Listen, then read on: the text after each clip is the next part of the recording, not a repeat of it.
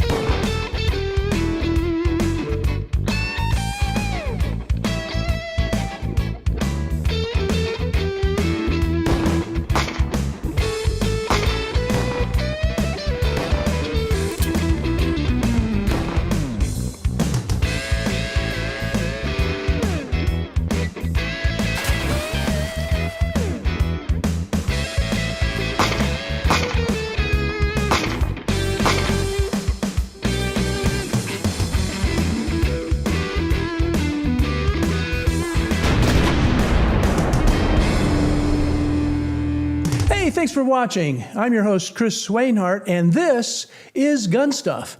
GunStuff is dedicated to arming America, one law-abiding citizen at a time. If that describes you, you are in the perfect place. We have a great show lined up for you today. We've got a girl and a gun. I think there's going to be more than one girl, I'm not sure, but you stick around and find out. Irregular Design Group and Charter Arms is back with something, well, I'm just going to say it goes boom, boom, and you stick around to find out about it. You've got mail. It wasn't too long ago we had the Second Amendment Foundation, and yes, we've got mail. You know, some time ago, they said, if you go into the post office, you shouldn't be able to carry a gun. Well, to make sense of it all is Bill Sack. Now, what on earth is going on with this government of ours? I thought it was we the people, by the people, and, we were in charge, but I guess I'm wrong. Hey, Chris, the DOJ is DOJing. I mean, they are trying to do the right thing, I think, in fits and spurts vis-a-vis our Second Amendment rights. But then also sometimes they just seem to have trouble getting out of their own way. What happened a couple weeks ago is, we have won an injunction against the post office carry ban. So the Northern District of Texas has said that the law that says that you can't carry your gun in a post office is unconstitutional. And the injunction applied to all SAF members and our partner organization, in that case, FPC, all of their members. Well, the government has since filed a motion saying, well, hold on a minute. We don't like that ruling. We want to limit who it is that is actually covered by that injunction to like all of 3 people in practical effect, because essentially we want to be able to continue enforcing this unconstitutional law against everybody else in the country. Well, that doesn't make sense. Now, they always do something like this. First of all, the Second Amendment is filing these petitions, right? And the first people that get relief as a result of your injunctions are actually your members. How does that work? Yeah, so a basic tenet of organizational standing, which is the way that we bring our lawsuits on behalf of our members, is that as an organization, one of the main reasons that you would join an organization like Second Amendment Foundation is that we can then bring lawsuits on behalf of our members. The idea being that then when we win, the relief that we get flows to our members. The government has taken the position that it doesn't flow to all of our members. It flows to a tiny subset of those members, or we have to identify all of those members who want to get covered by the injunction by name, by releasing membership lists and things like that, which we most certainly are not ever going to do. Now, what is their idea on this? Are they just trying to stall? Is that what they're trying to do? Because, we go out to the post office at least once a day around here. And in fact, behind us, a lot of the folks that live in this community, they're not even allowed to have mailboxes. They got to go to the post office. And you have to put your firearm, they don't even want it on the property of the post office, I'm sure.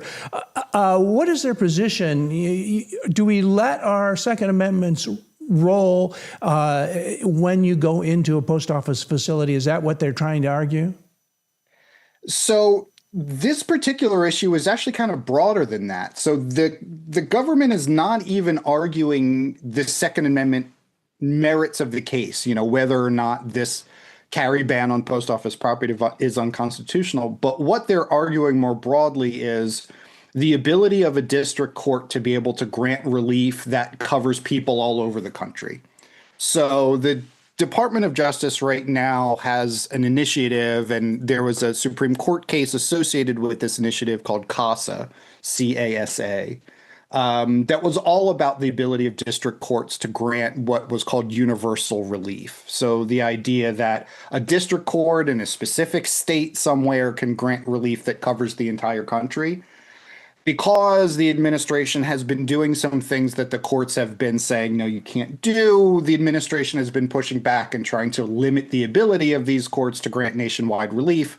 And so our Second Amendment claim has been kind of subsumed into that larger problem. The government isn't even really arguing that we shouldn't be able to carry in the post office. They're arguing that the people that won in this case are only the two people that we identified by name and not all of our members. Well, unfortunately, the Supreme Court says otherwise and says that as an organization like SAF, when we win, so do all of our members. And so that's exactly what our brief filed this week explains. Yeah, you just filed that just yesterday. But that's not the only thing you're doing, right, Bill? There's some other, filings and wins that you've had recently. What's going on?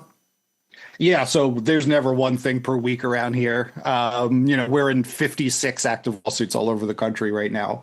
But just this week, we added our fourth cert petition. So the fourth case that we have now pending up with the Supreme Court, asking them to review and hopefully take. And that case is a case called Grant v. Lamont. That's our assault weapons challenge out of Connecticut. That was filed, I believe, late last week. So now with those four cases up in front of the Supreme Court, we have two cases that are about assault weapons bans, and we have two cases about the rights of young adults. And we're hoping that this term, the Supreme Court decides that they're going to revisit some of these absolutely critical Second Amendment issues. The last time I saw a lawyer, I think it was at a closing at a real estate thing. And that's about the extent of most people's experience. But to make these court appearances before the Supreme Court, this requires some very special legal expertise. Am I right on that? Oh, absolutely. I mean, we're blessed to work with a consortium of fantastic attorneys that specialize in this sort of work, including a boutique firm out of Washington, D.C. called Cooper & Kirk, that are comprised of a number of very experienced and just fantastic attorneys that have worked at the Supreme Court level for decades. They handle a lot of our Supreme Court work for us. And, we have a great team of outside counsel that work for us all over the country that handle everything from district court level through the circuit appeals and on up. So we're very lucky. We have a real dream team of lawyers working with us. And the first people that get relief are always your members, and they're even arguing about that. I'm glad that you're out there standing up against it. Now, the thing about it, that makes it a real good advantage to join the SAF, the Second Amendment Foundation. Something like this has got to cost lots and lots of money, though, doesn't it? Oh, absolutely. I mean, just filing a petition with the Supreme Court costs thousands and thousands of dollars. That's just to send it to the printer and get copies of it to everybody over there. So yeah, absolutely. These things do cost money. We are blessed to have the generous support of, our grassroots team and all of our members and supporters. And that's exactly what we do with all of the money that we get from those folks, is we turn them into lawsuits. We're really lucky to have their support, and we take the spending of their money very seriously and as a very heavy responsibility. And, we do everything that we can to spend that money responsibly. 80% of every dollar that we get goes directly to the mission here at SAF. Well, we're here at the last 30 seconds, so people can join. It costs as little as how much, and where do they go? So you go to saf.org, and from there you can join, you can donate. An annual membership is $25. You're free to give us as little or as much as you want. We can take debit, credit, checks, crypto. You can leave us money in your will. If you're interested in supporting the liberty and fundamental rights of yourself and future generations of your family, we're happy to help you find a way to do that. And for a minimal investment, you get at the front of the line when it comes to getting your rights considered by this government of ours. Isn't that right? Absolutely right. If you want to be protected when we win, you got to be a member. All right. Hey, well, thanks, Bill. Good to see you again. Have a great Thanksgiving, and we'll stay in touch, all right? Likewise, Chris. Good to see you. Hey, you folks stick around. There's more to come from GunStuff. The next generation Gerson double stack Witness 2311 takes the 1911 design to the next level. Compatible with many 1911 slides, barrels, and parts, the Witness 2311 series is not a wolf in sheep's clothing double stack like much of the competition. Don't be fooled by the words double stack. Get a Witness 2311 for a true evolution of a 1911 double stack with match-grade features. Find yours starting at just $749. To learn more, visit eaacorp.com. And Scott, we've talked to people about this. Fire up your adventure. At GunStuff.tv, we're trying to get people involved in the shooting sports. That's why we're talking to these nonprofits. If you guys like to learn how to compete, Scott, tell them where to go. I mean, it's obvious right here on the screen, and I'm going to show them a couple screenshots. Just go to GunStuff.tv, and you'll see this page that's on here right now, and you can click through the menus, and you can find a shooting competition just about anywhere in the country. Yep. And some of our videos and stuff that we put up as well, but then also links to shopping and everything as well. But the thing is you go here and you can find this calendar, and it's the most comprehensive calendar of shooting events in the country, and we're trying to grow it and get even more on there. But we do it every week. Every week we find another competition. We bring them on. We put them on the list. There are thousands of events. Yes. It started. Ursula, you remember back when we just had a few events on there, and now we've got plenty. Now here are the Boo Buddies from last week. Are you guys all back and sound? So apparently I just got out the boot, and I think Scott just got off the crutches. So we're progressing. We're doing all right. Yeah, so Ursula sent me a video and says, "Hey, well, I'm still training anyways." I was like, "I am too." And we talked about it, and she sent me these videos of her. So I did what she did, and as best I could on the crutch, and then we kind of mashed together just to show, hey, you need to get out and train even if you're injured. Even if I was in a wheelchair or whatever, as long as I got a finger that I can pull the trigger, I'm gonna. As long as I can hold my gun. Yep. And what some people don't think about, once they get into a position like this where their speed is completely taken from them, you have to practice. This is good information to know. So, because I don't want some bad guy decides, hey, look, this chick in a boot, which means she can't run that fast. I'm going to take advantage. Not today. So I know I'm still good with my gun. Well, I hate to say it, we got less than a minute left to talk about our featured firearm. This is the Ruger Mark IV. We've been selling quite a few of them. I think it's the bull barrel and also the bull barrel. And also the threaded barrel. Yep. I think that's what people really like about that. Yes. So this is the rail. Yeah, this is the Mark IV, and the Ruger Mark IV is 22 long rifle. Yep. It comes with some 10-round magazines, stainless threaded bull barrel, so you can add your suppressor or compensator to it if you want. It's pick rail on top for you to mount any optics, and then it's a polymer frame. This is a polymer frame version, so it's a little lighter and a little easier for to carry around. And this has ambi safety and polymer grips. So this is a great little gun for just plinking on the range. Yep. This thing Ursula, lasts you got the last 30 seconds. Oh, I have one as well. So just to let you know, they do come in different colors. So if you want to get that little special person in your life, a color of their choice, you can. However, the black one that we have here is going to be $340. Sorry, it sounds cheaper if I say $339.99. That's penny makes a big difference, Ursula. That penny does make a difference. So it does have the rail on it, so you can definitely do an optic on it. I love mine suppressed. It is so much fun to shoot. And this is definitely, if Christmas is coming up, get on this right now. Like, what are y'all doing? Yeah. So this is such a good gift too. So all right, well, we'll leave it there. Hey, folks, stick around. There's more to come from GunStuff.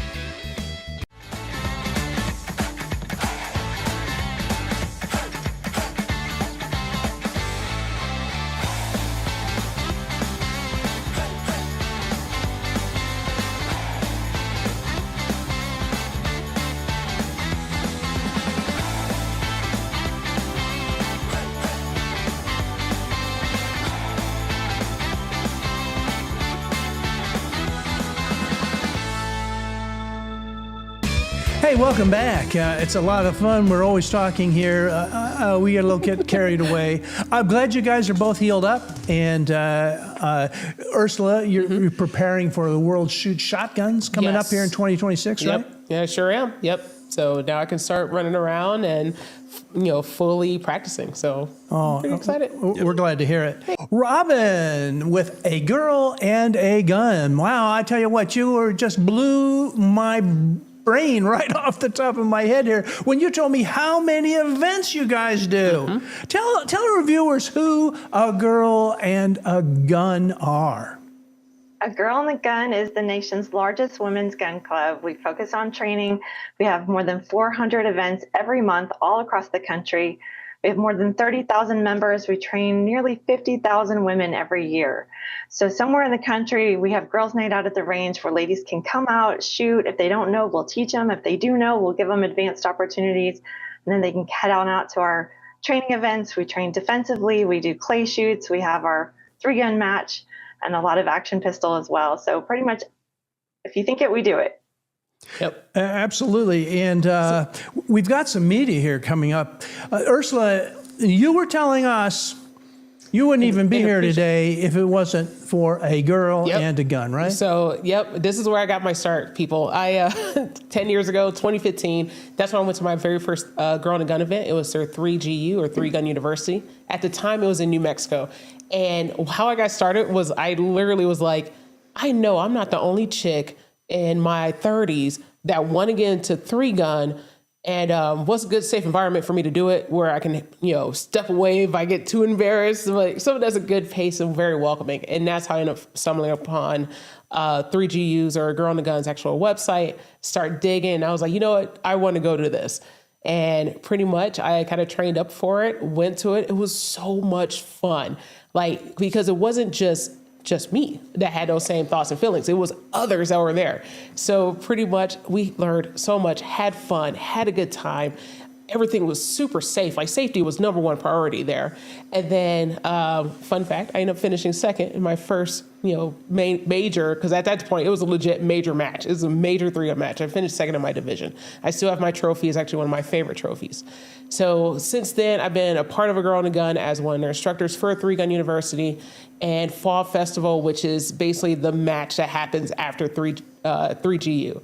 So the photo that you see here, this was actually the huge. This is like all the instructors, the participants, the range officers. Robin's in there somewhere. Like you can see. And you're in there too. I'm right? in there. I'm somewhere off the right side. So because at this point we're all like little gangs. So and this is at the gorgeous Lucas Oil Ranch in Missouri. So stages this year, just like every other year, are super creative.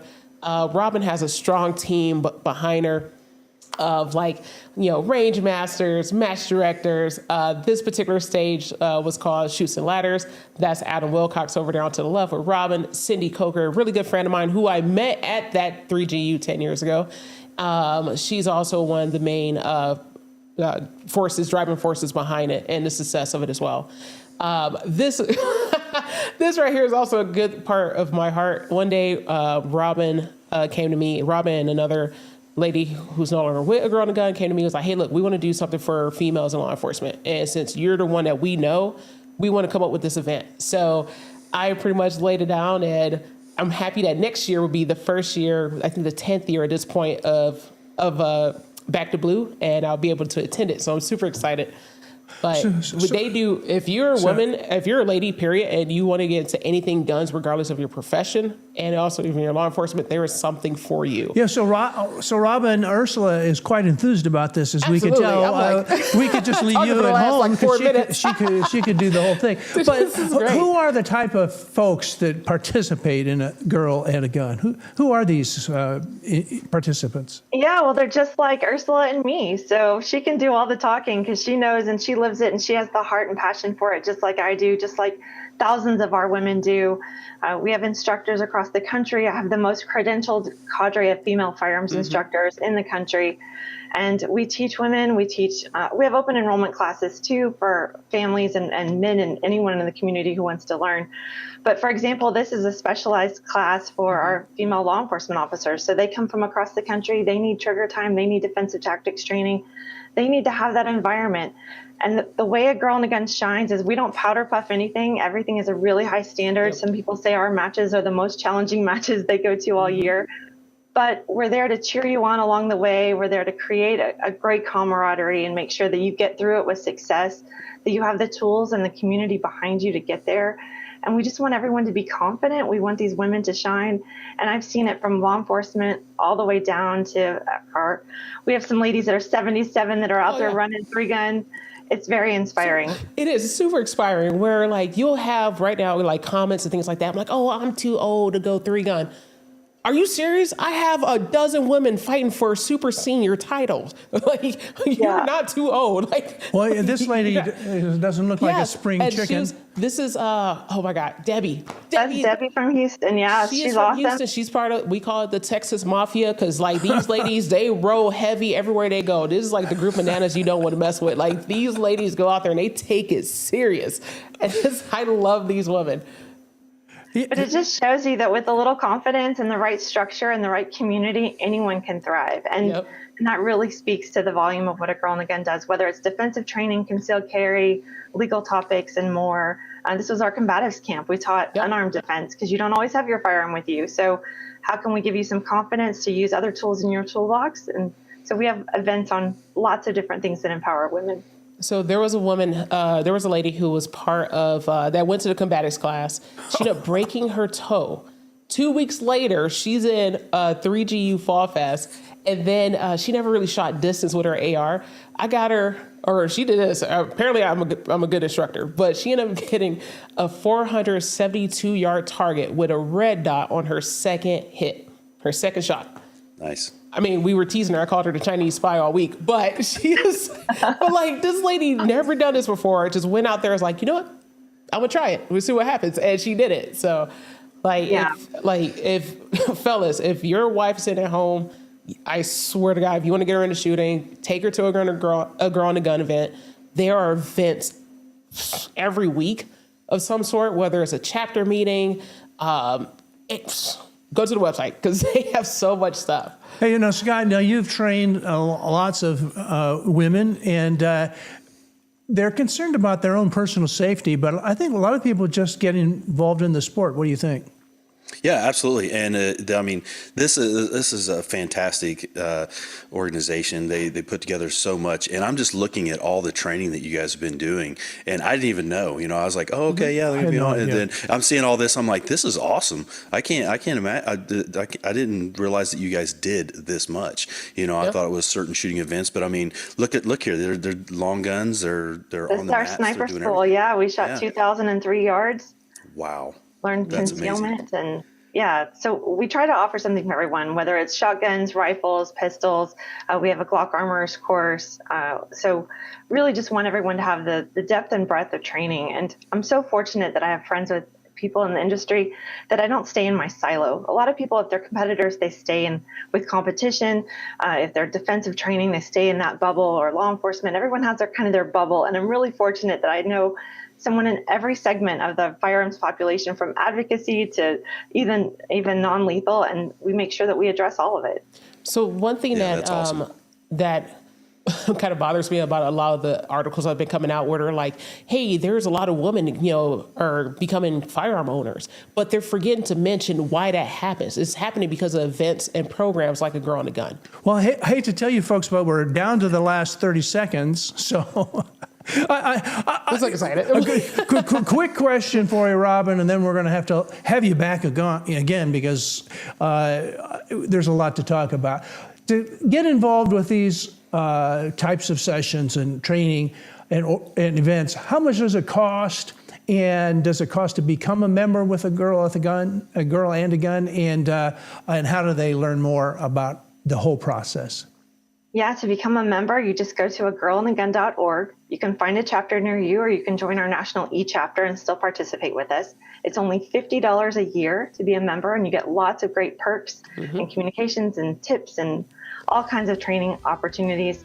So I would just encourage everybody to come out. Sometimes the 10 seconds of courage from the get to your car to inside the range is the scariest part of it all. Just that 10 seconds of courage to get inside the range or get onto the range, and you'll meet us, and it'll change your life in ways you never knew.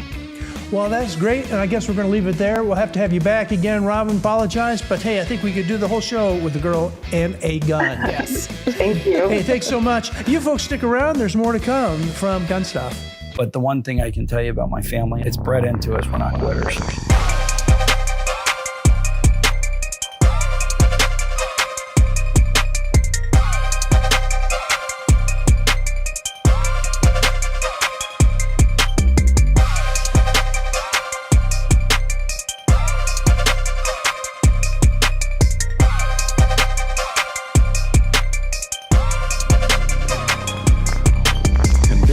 Facts and Firearms.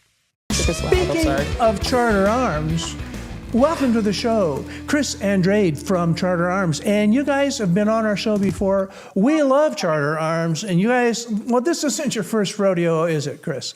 We've been around since 1964, making 100% American-made quality revolvers and 100% lifetime warranty, anything from 22 up to 44, 45 ACP, Colt, you name it. Now, let me ask you this. When did you guys, is this like a family business, or are you like a small subset of a great multinational corporation? No, family business. The owner, Nick Ecker, his father was one of the original starters of this company back in the 60s, and it's been with him ever since. We're small, about 30 employees, and close, tight-knit family. I hear that, and I hear that people, once they start with you, they never do leave, because you guys have a special way of looking at the universe, right? Very, very true. I've been here 20 years, and there's quite a few guys that have been here longer than myself. Now, I got to get up there someday and see this antique collection. And you've got, this is one of your original firearm boxes. Oh, wow. Yep. And that's back in the 60s, I'm guessing, right? Yeah, absolutely. And here's a gun in the box. Yeah, the original pound of protection. All right. Pound of protection. That's awesome. Love it. And you've grown quite a bit. You're using the latest technology now to build these pistols, right? Absolutely. Yeah, last few years we brought a lot of stuff in-house, a bunch of CNCs, laser engravers, robotic polishers, the works. Well, one thing, Chris, and I was talking to Nick not too long ago, he was telling me about the 3-3-3 rule. And why don't you explain that to our viewers, Chris? Okay. 3-3-3 rule is most defensive situations.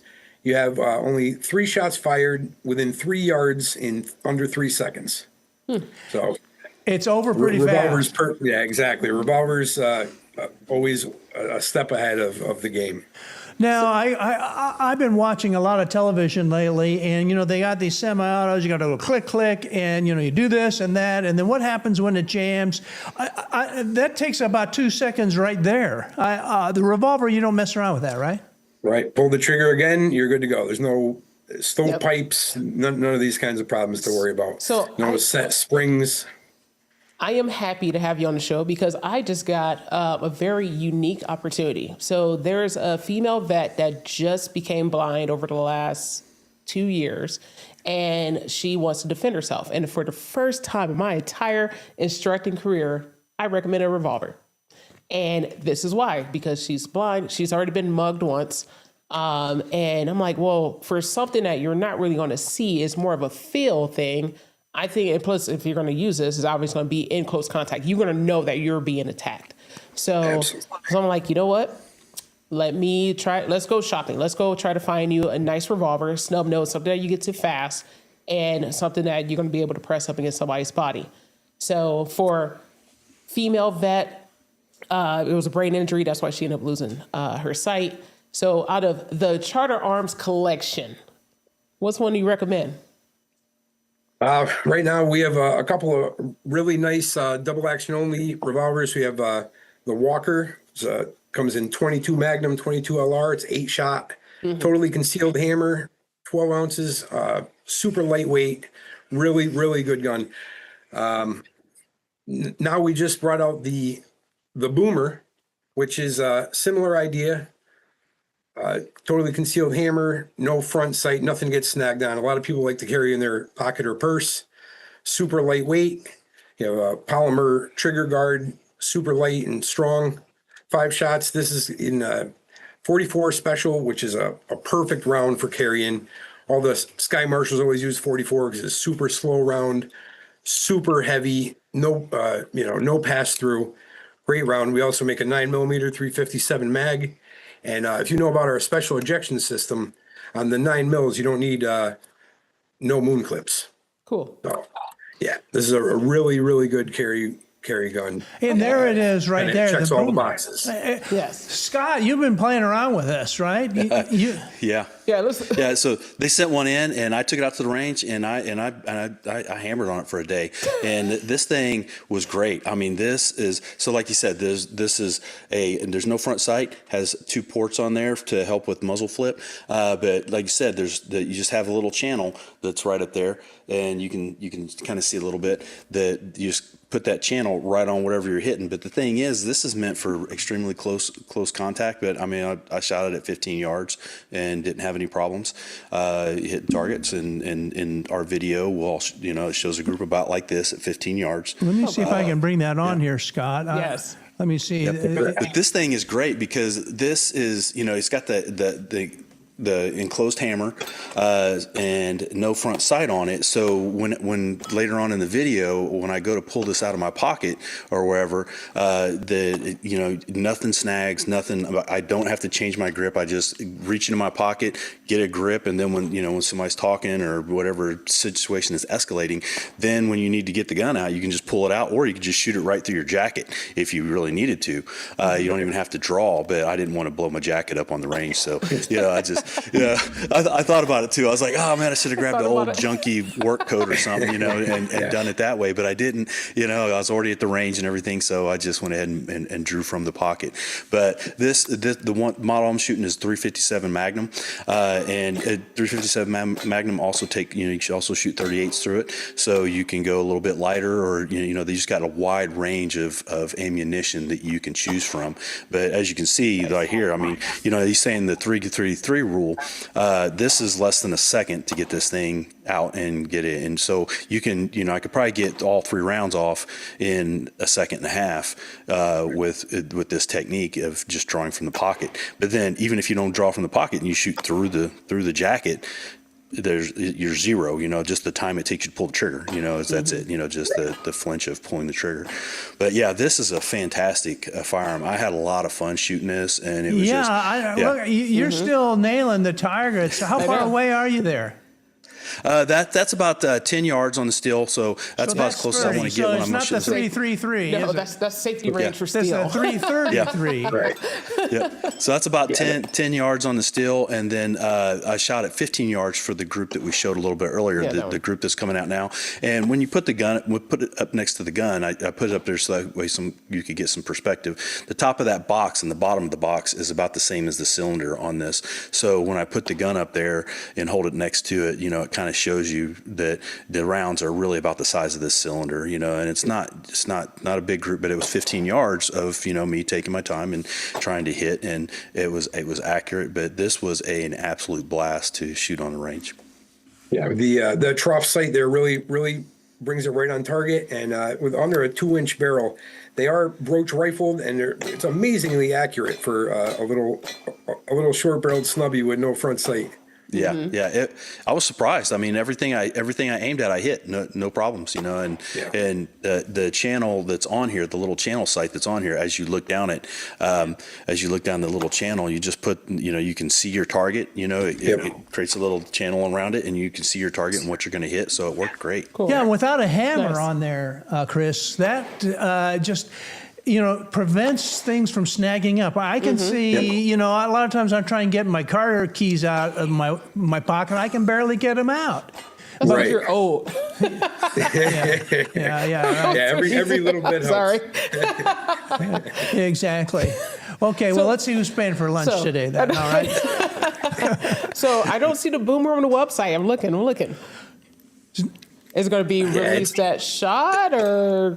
Yeah, we just started. We just got them into production, so it's coming. The website, the new catalog's coming out. It's on there. Oh, that's great. So we got this is a pre-production. That's awesome. This is not even. Yeah, just started out yet, rolling out the production on these. Yeah, well, that's great. Yeah, well, thank you so much for sending that in. I'll tell you what, we're going to have to leave it there, guys, because we are already at the end. Okay, it comes in two different flavors. Let's see if I got the first one on here. And so, since we are at the end, Chris, where do they go to learn more about this? You go to charterfirearms.com. Has all our stuff on there, dealer locator, everything's on the website. All right. Hey, well, thank you so much for being on. Sorry to rush through this, but we're having a whole lot of fun here. And thank you, guys. If you guys are thinking about self-protection, you really ought to be thinking about Charter Arms. Stick around, and there's more.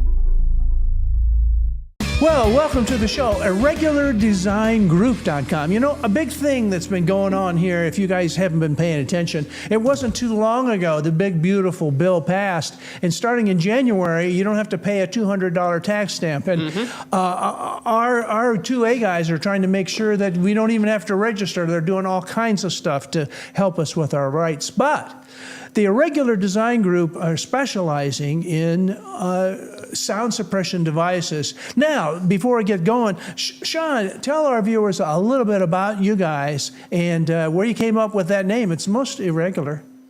So my name is Sean Bernstein. I'm one of the founding members of Irregular Design Group. We have two other members. We have Kate Shirtliff. She's actually a room across from me. And then we have Slade Couture. He's our third. And we just hit our 1-year anniversary, November 1st. So we've only been around for about a year.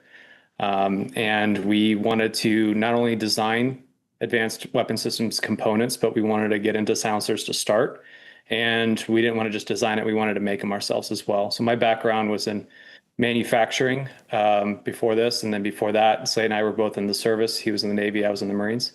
And we had a lot of experience with silencers that we didn't like.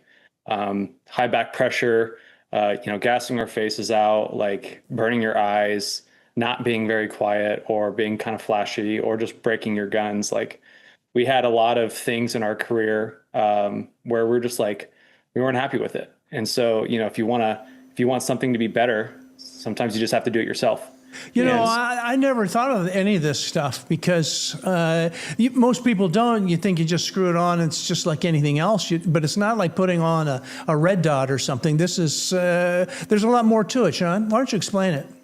Yeah, so actually we try to design a silencer that is as easy as just putting it on your gun and shooting it. So a lot of times when you have higher back pressure suppressors, they have to require some tuning. So you have to change your gas settings, you have to change your bolt carrier, you have to change your buffer weight in order to get a reliable extraction pattern, or to get the thing to not just beat your gun to death, because that higher back pressure cycles your bolt faster, which increases wear.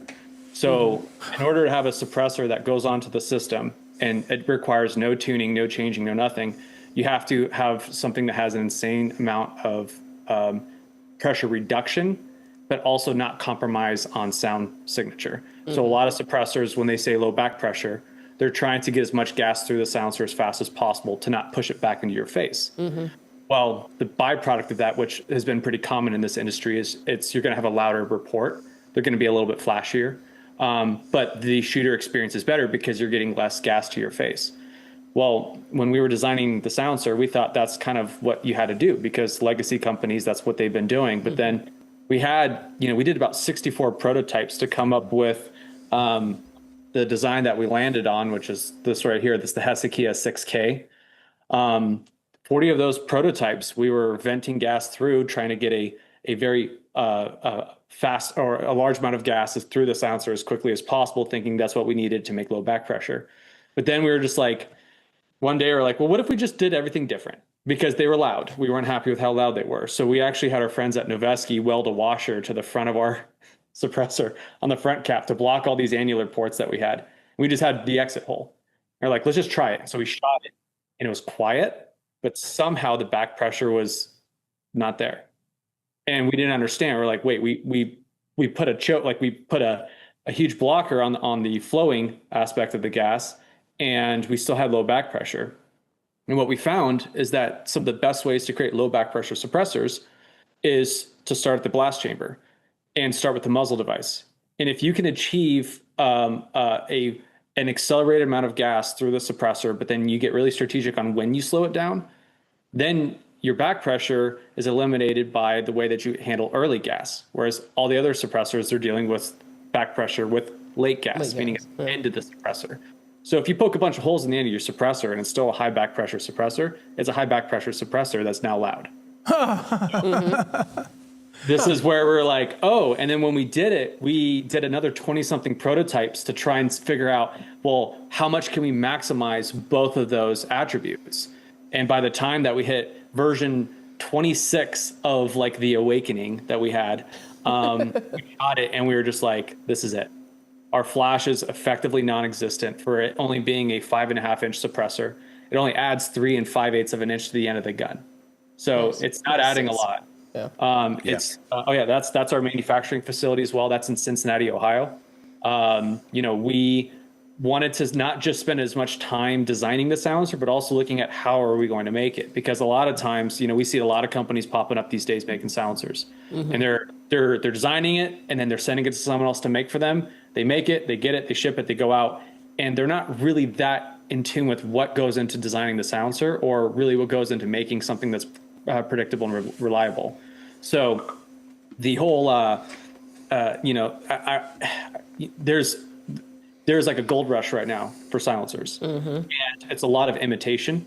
And we tried our best to not imitate what's going on out there by trying a new novel way of achieving low back pressure. But one of the biggest things that you kind of notice on the back of this thing is our Hesian bow system. So we actually got this utility patent just about a week ago.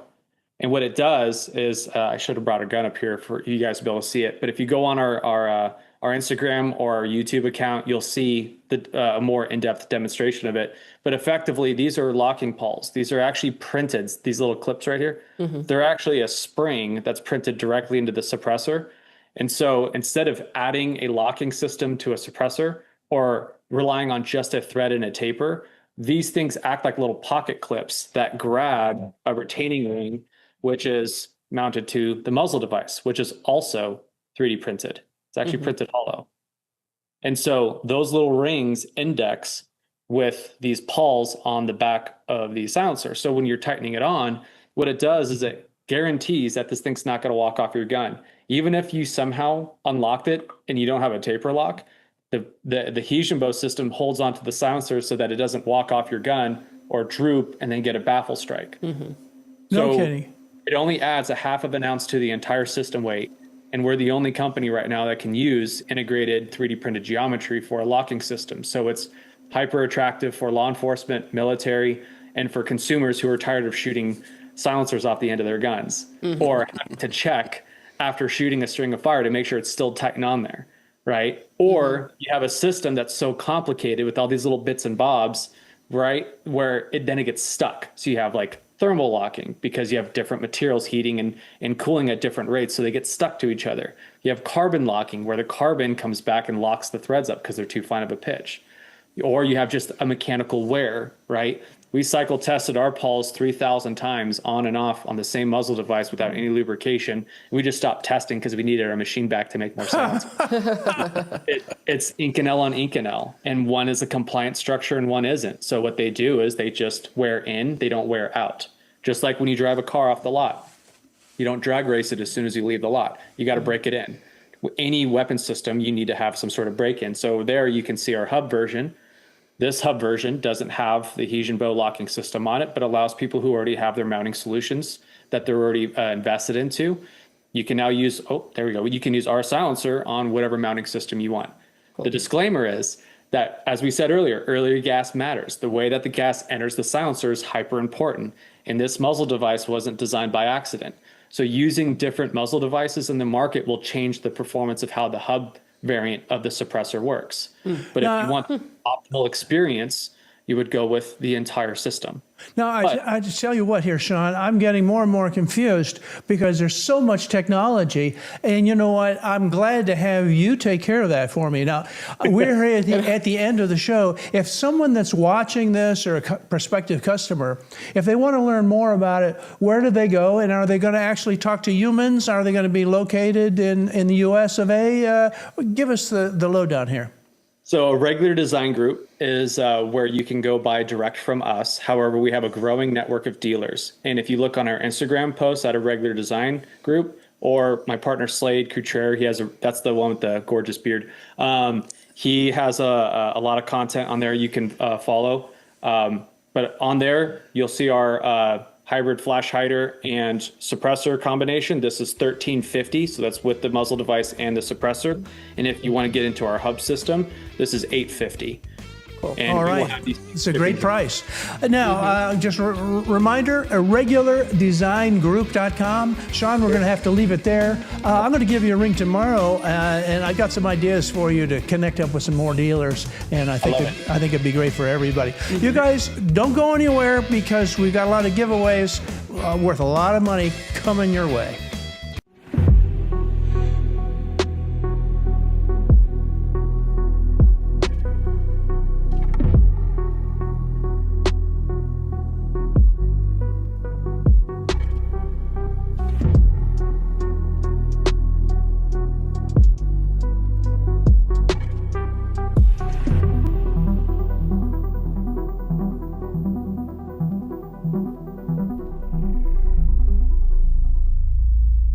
Hey, tune back in 2 weeks, and we have a special, the TNW Firearms giveaway. Now, if you haven't registered for it, you gotta register for it soon.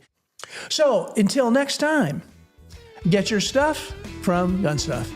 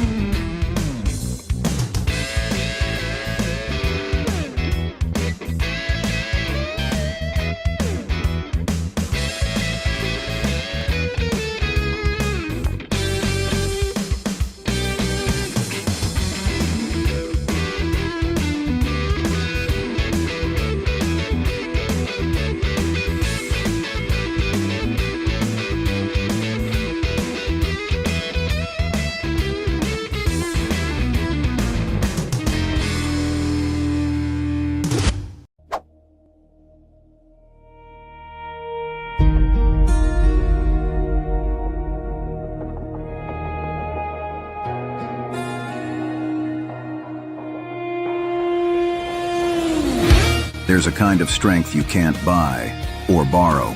It's born in the fire, tempered by sacrifice, and carried by those who never stopped serving. Some heroes wear uniforms. Others wear scars. They're veterans, first responders, and Gold Star families. Men and women who gave everything and still keep giving. At the Warrior Shield Foundation, we stand beside them, shoulder to shoulder, providing the support, the care, and the community they deserve. We're a proud non-profit, a 501c3, built to protect those who protect us. We don't just serve our own. We help other non-profits reach their missions too, because together, we make the Shield stronger. Donate and help our cause, help their cause, because every act of kindness builds hope where the battle still rages inside. Join the mission. Donate today. Visit warriorshield.org, because heroes deserve a foundation as strong as their sacrifice.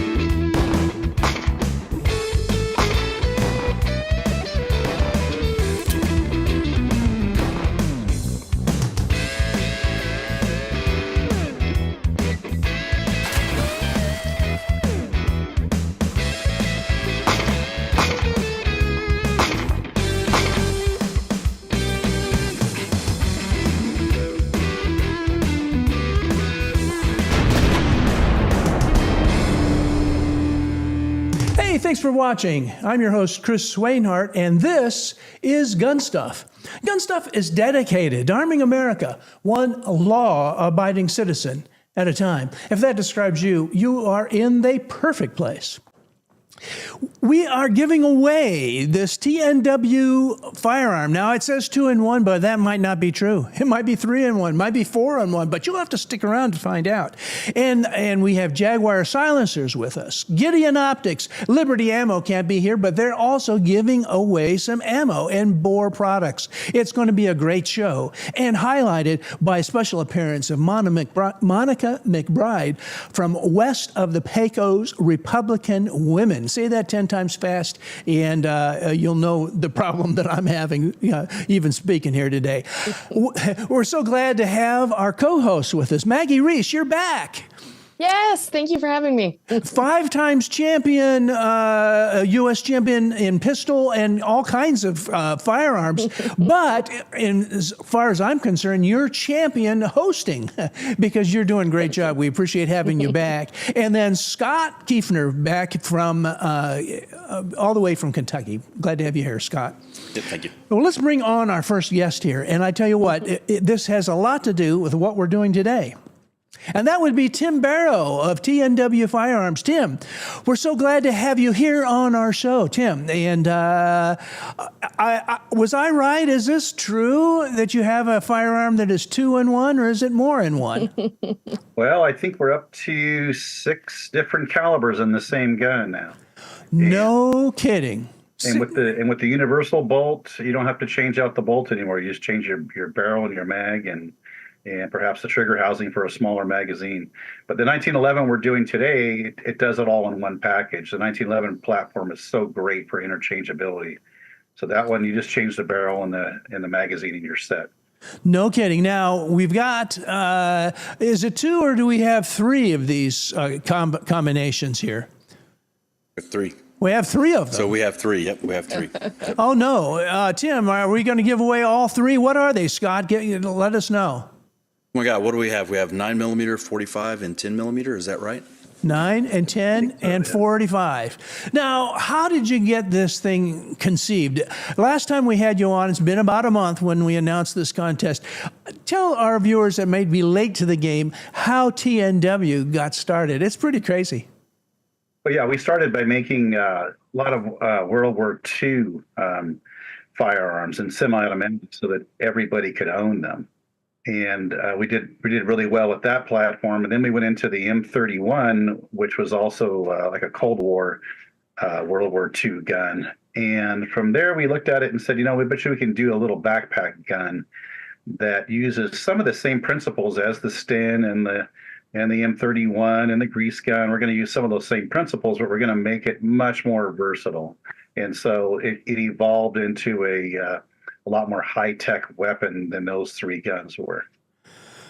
Now, Scott's got some footage. We're going to see it. You can see it. He's pulling it out of a backpack. It's right here.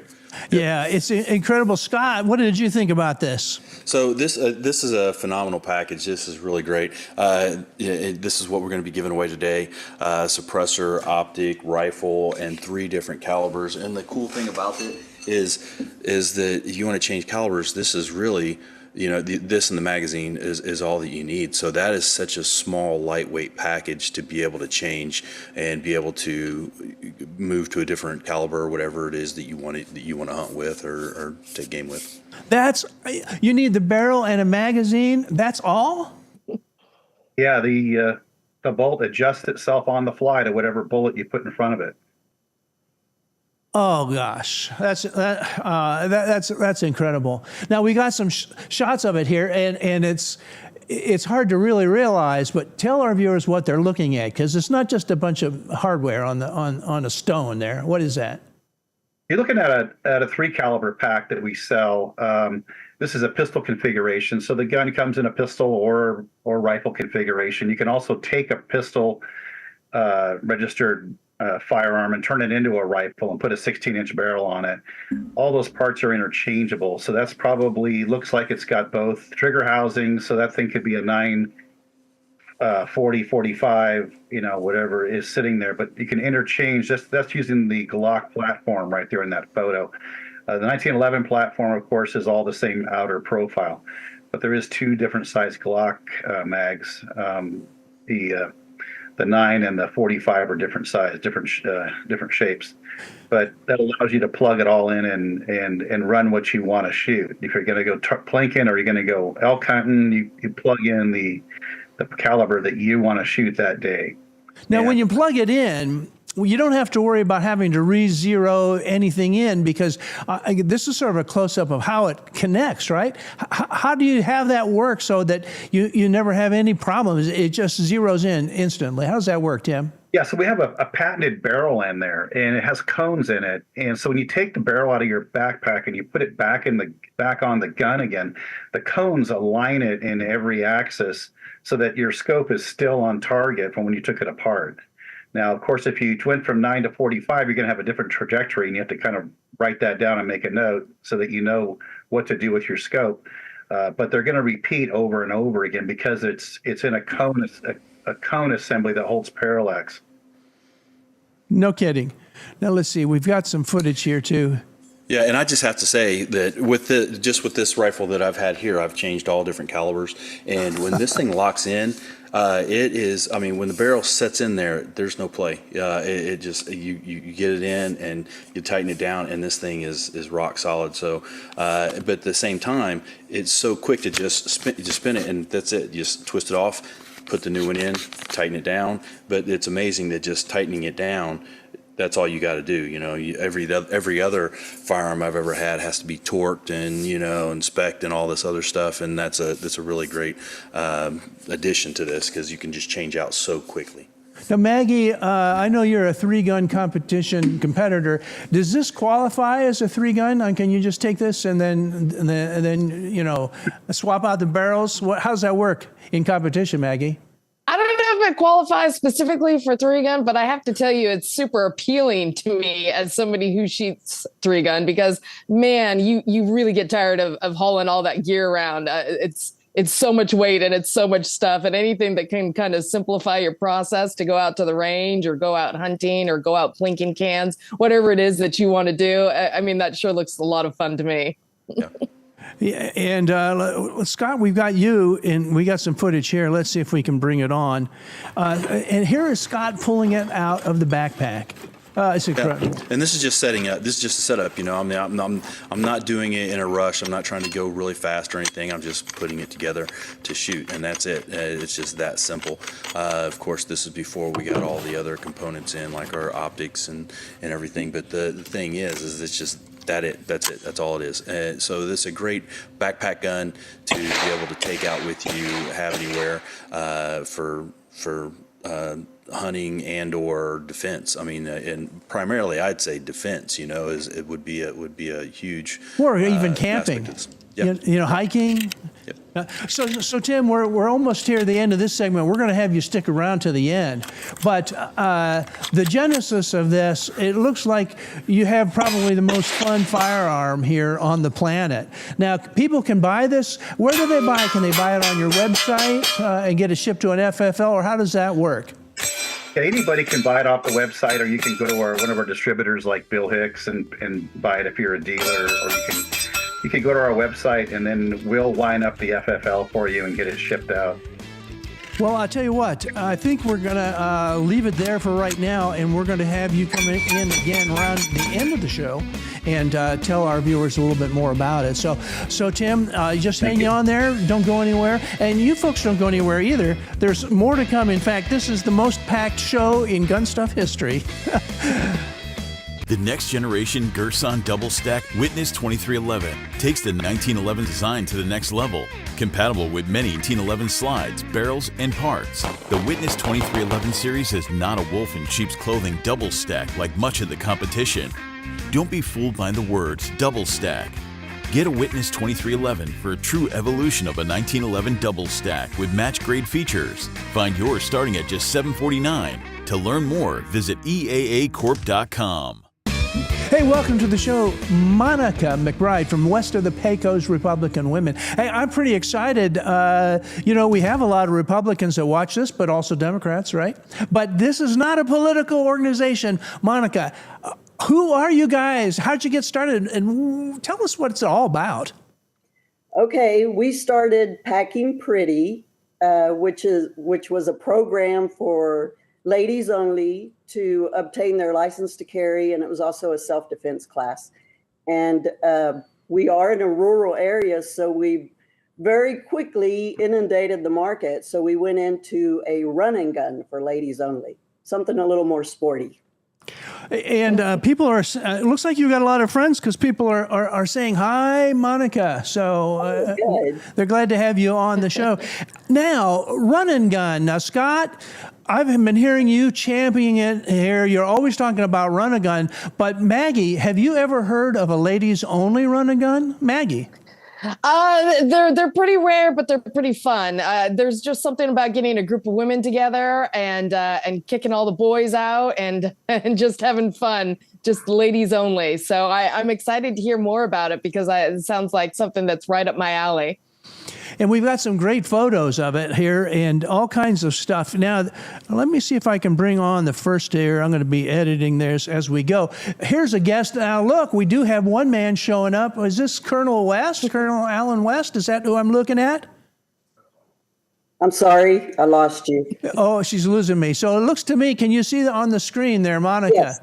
I can see the screen. Colonel West, is that who we are talking to? Oh no, I've still just got your logo up, our logo up there. Yes, actually, our run and gun kind of was Colonel West's ideal. You know, he would come out and help us with the Packing Pretty each year, and he said, "Let's try to do this." You know, the run and gun, and it's just been a lot of fun. But he comes out every year and he helps us. Yeah, I've got him here. He's actually talking to people on screen. We can't hear it because we won't be able to hear anything if we let him talk. But yeah, I don't know if you can see that. But we'll have to tell you some of the images here. I don't know are you seeing any of these images at all? I'm not. Okay, all right. Oh, there, just started. Okay. This is the location. We have a wonderful venue. It's out in West Texas in the mountains, and it's just a gorgeous place. And the owners of the ranch let us, just kind of take over, and they're wonderful hosts. Mm-hmm. That's great when facilities, or places, properties like that will allow you to just go out and just set things up and do things and just give you the freedom to have the fun and to set stuff up the way you want. Now, how many ladies do you get out there for your run and gun? Not very many. We've been trying to, get more, but the most we've had was 18. Of course, 18 ladies, you separate them out at, 5-10 minutes each. It pretty much takes all day to get the last one in. Yeah. Well, I tell you what, we'll work on it next time. We'll get you packed up. Yeah. If you're having trouble filling this, you got to talk to GunStuff, because we'll send out an email. We'll fill it up for you in about 10 minutes. And we have all ages. Our youngest competitor has been 15, and our oldest has been 70. Wow. Yeah. And that looks like beautiful terrain to be out there doing the running gun in. Just wide open, those beautiful hills and stuff like that. It looks fantastic. Now here's a shot. Now, can you see this? These four ladies, they're looking pretty friendly, actually. They're not too scary looking. This is a mother-daughter, two mothers, two daughters. Our minors, we don't allow to go out on their own. They have to have an adult with them. So the moms compete with their daughters, and they just come back year after year. They love it. Oh, isn't that great? Hey, Maggie, have you ever been to a mommy-daughter competition? Sadly, no. My mother did not join me. I was a daddy's girl, but it would have been a lot of fun. That's a great idea. I tell you what, I'm surprised. You should be really hitting it, and we got some video of it too. And let's see here. Yeah, and a lot of the running guns are starting to open up to women's divisions and their own categories and stuff like that, and they're starting to incorporate minors, because a lot of people's kids, they take them out and shoot, and so, but most of them have the same rules and stipulations that they have to have someone running with them, Now, let me ask you this. You guys are doing this. I think it's fantastic. Oh, Scott, we lost your audio there for a second, but hey, you're back. So Monica, having what is the impetus that gets women to come out here? Are they looking for fun? Are they looking for comrade, having some fun with their people, or is it actually they're talking about gun safety, learning how to shoot, personal defense? What do you think is the motivation for your guests? Truthfully, these ladies are all really competitive, and they come out saying, "Oh, well, we just want to have fun." But towards the the end of it, they are running as hard as they can, and just getting upset if they're not doing well. It's competitive, but it's so much fun. Yeah. And let's see here. I'm cycling through some of the photos here. Is it always in the same location, or do you go to different places? Same location, or we are going to try and keep it in the same location. Mm-hmm. Does it cost you money? What kind of money does it cost to get involved? It does. Of course, we provide, the whole day we provide meals and we give them gifts, and we do have some sponsors, but we don't get, it's only local people mostly. So we have to charge, it's not that much, $200 we charge for somebody to come out. You get, perfect, accommodations and great food, and it's just well worth it. Yeah. And one of the things I love about running guns is because everyone is set up different, and you could go to the same location, they could put targets in different places. So it's not the exact same target range and targets that you're shooting each time. So it allows you to mess up every different way that's possible. and you learn from it every one of these competitions that you go to. You walk away a better shooter, a more confident shooter, and a more accurate shooter. So that's why I love them so much. And it is fun to go back to your favorite places over and over again. When you find some place that's just beautiful and serene and it has a wonderful environment, it is fun to go back. But I love what you said earlier about the ladies being competitive. You know, I never really saw myself as somebody who was competitive until I found the right environment for me to kind of pursue that passion inside of me, which was firearms and run and gun and stuff like that. So it is really kind of inspiring when you get somebody and you kind of put them in the right element that they really want to prove themselves. And that's a lot of fun too. Yeah. It looks like and just improving, you know, each time you do it, you just get a little better, and it just makes, you know, anyone feel good. Mm-hmm. So now your club, I don't know, Scott, now you've put on these run and guns before. With you're only pulling in $200, you've got 18 women putting into the kitty. That's hardly enough to put this event on, is it, Scott? What do you think?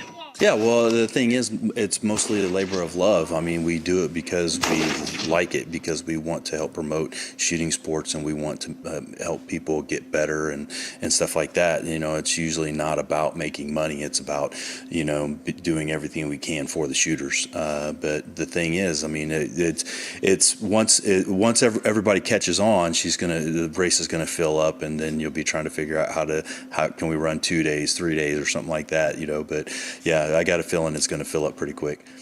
Yeah, it's excellent, and I'm looking at some great photography there.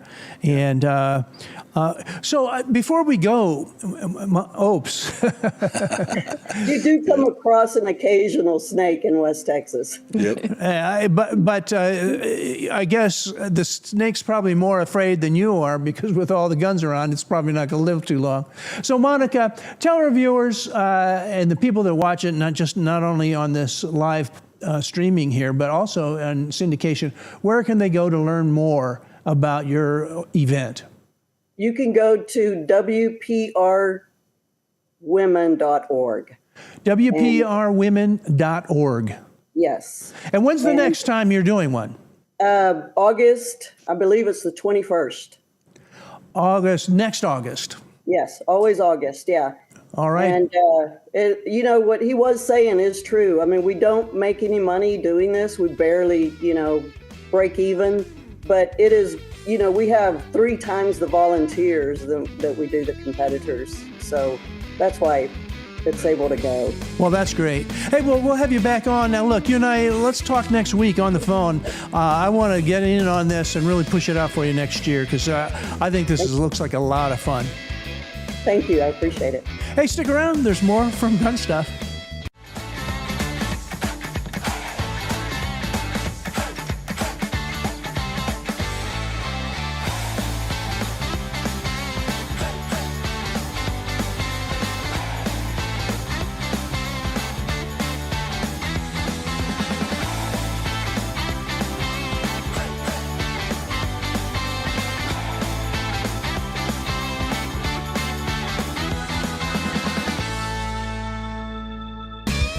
Hey, welcome to the show, Gideon Optics. Now, Mike, you've been on the show before. You are helping out with our giveaway.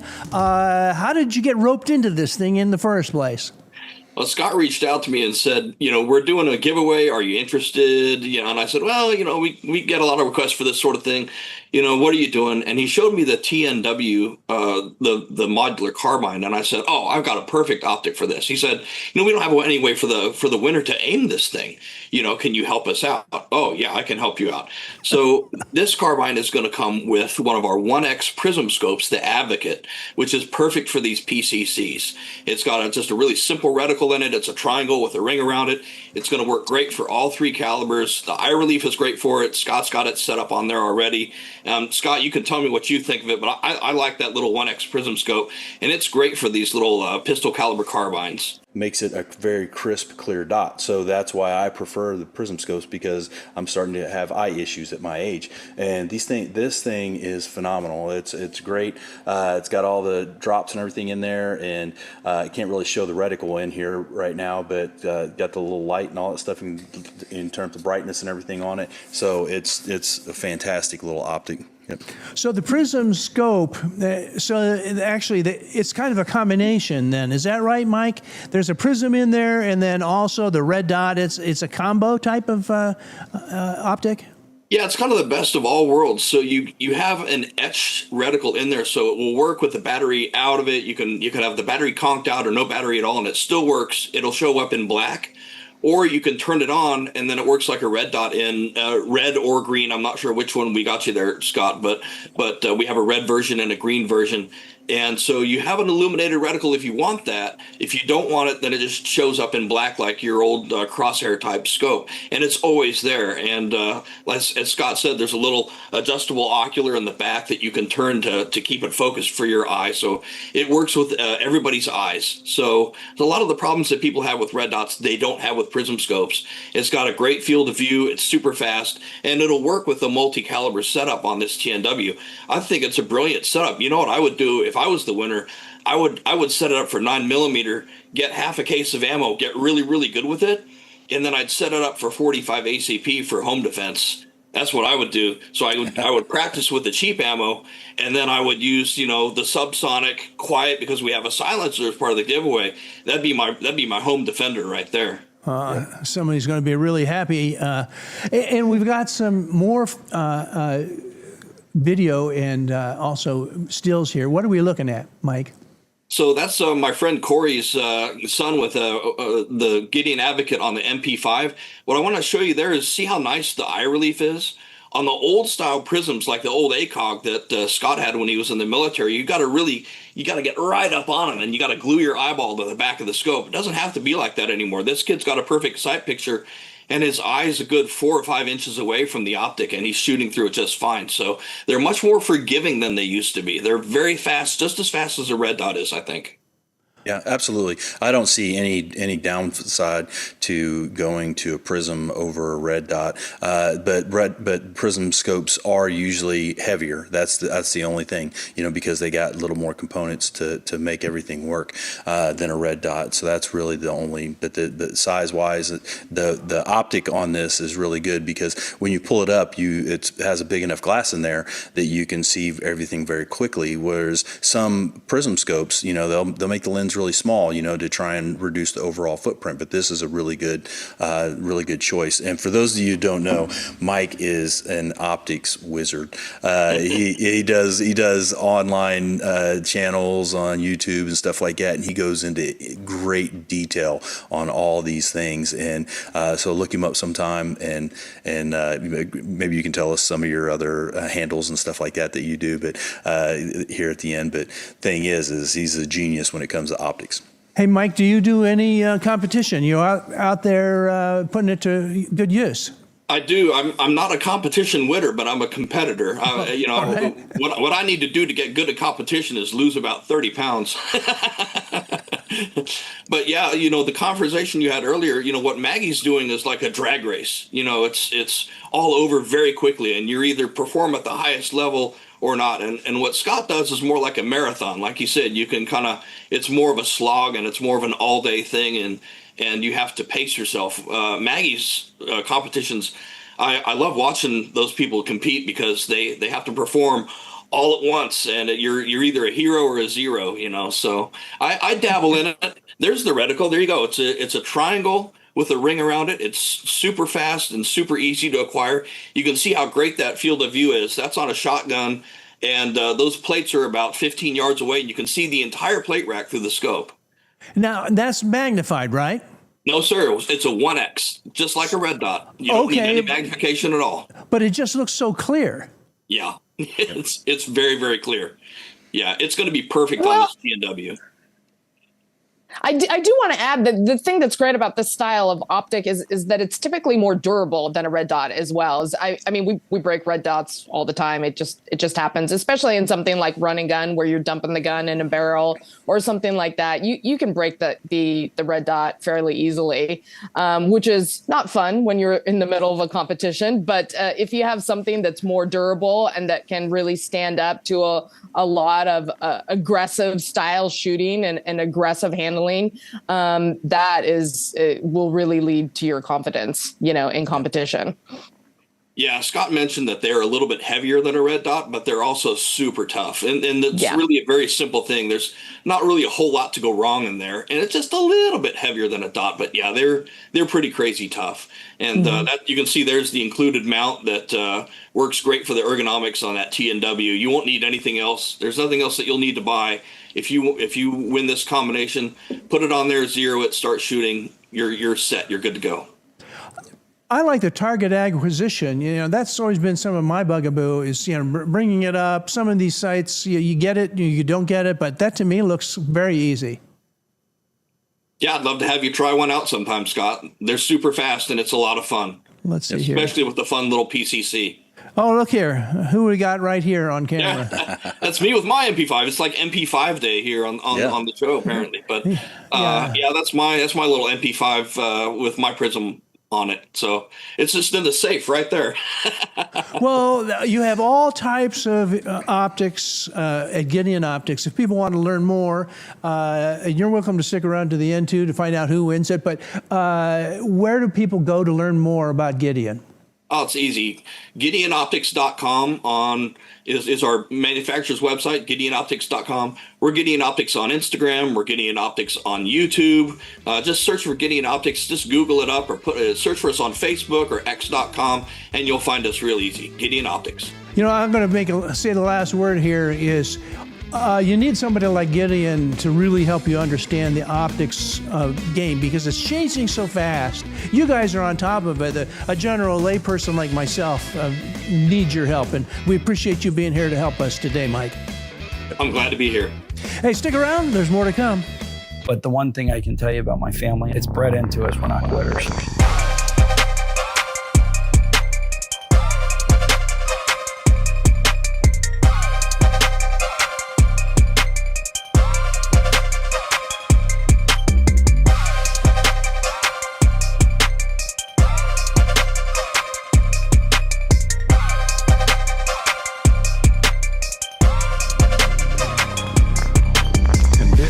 Facts and Firearms. All right. Jaguar silencers. That's your bit right there. And Jake, we appreciate you being on the show. So what do you think about my question? You got 3 barrels. How's that going to work? Yeah. So when I heard about the giveaway, I was like, man, we have the perfect suppressor for this because all of our cans are additive manufactured. So with a lot of additive suppressors, you don't think of them as having different end caps that you can put in. However, ours, our 45 can, as well as any of our suppressors, they have removable end caps. So you can see here. I'm going to zoom in on you here. You can easily just unscrew the end cap. So you can see it right here. So this is our 45 suppressor, which is coming on the rifle.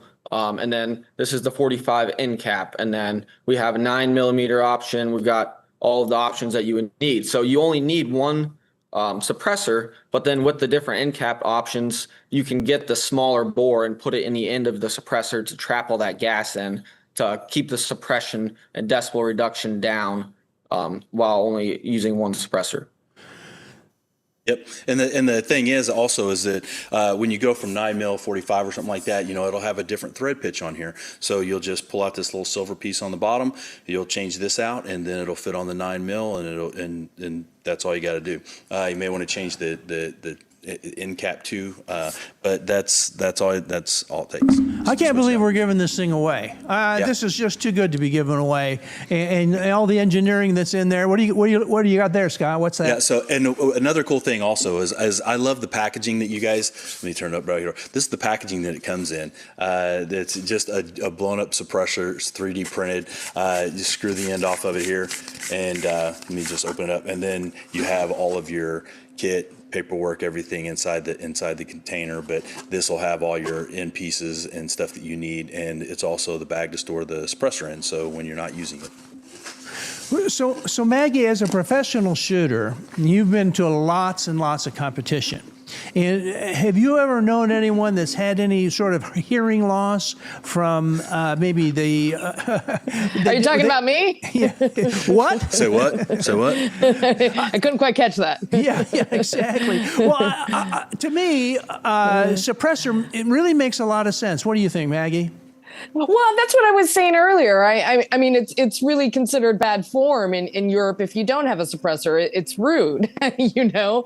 And I don't know why. Maybe it's the movies or something like that here in the U.S. that it's been kind of demonized in the public setting. But it's really just a protective device, and it's something that protects your hearing and keeps you safe out on the range. So it's something that I would recommend for anybody who's doing a lot of shooting. Anything that you can do to protect your hearing long term, because it is very, very common. You know, you're around long term competitors, and you know what? They're all wearing hearing aids. And I've just kind of told myself that that's the path that I'm going down as well. But it'd sure be nice if we didn't have to go down that path. You know, I just realized that too. I know some other competitors, and they are wearing hearing aids. I never really associated. Maggie, you're opening my eyes. Now, Jake, you know, all the progressives, they want to do everything like Europe. Why aren't the progressives lining in and saying, hey, we need hearing protection? What do you think, Jake?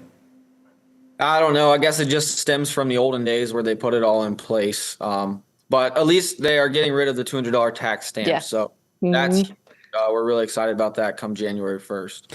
Yeah, that was going to be my next question. Come January 1st, so have you guys noticed any type of uptick in sales or anything like that, or people requesting suppressors? Yeah, so a lot of people are trying to get a head start.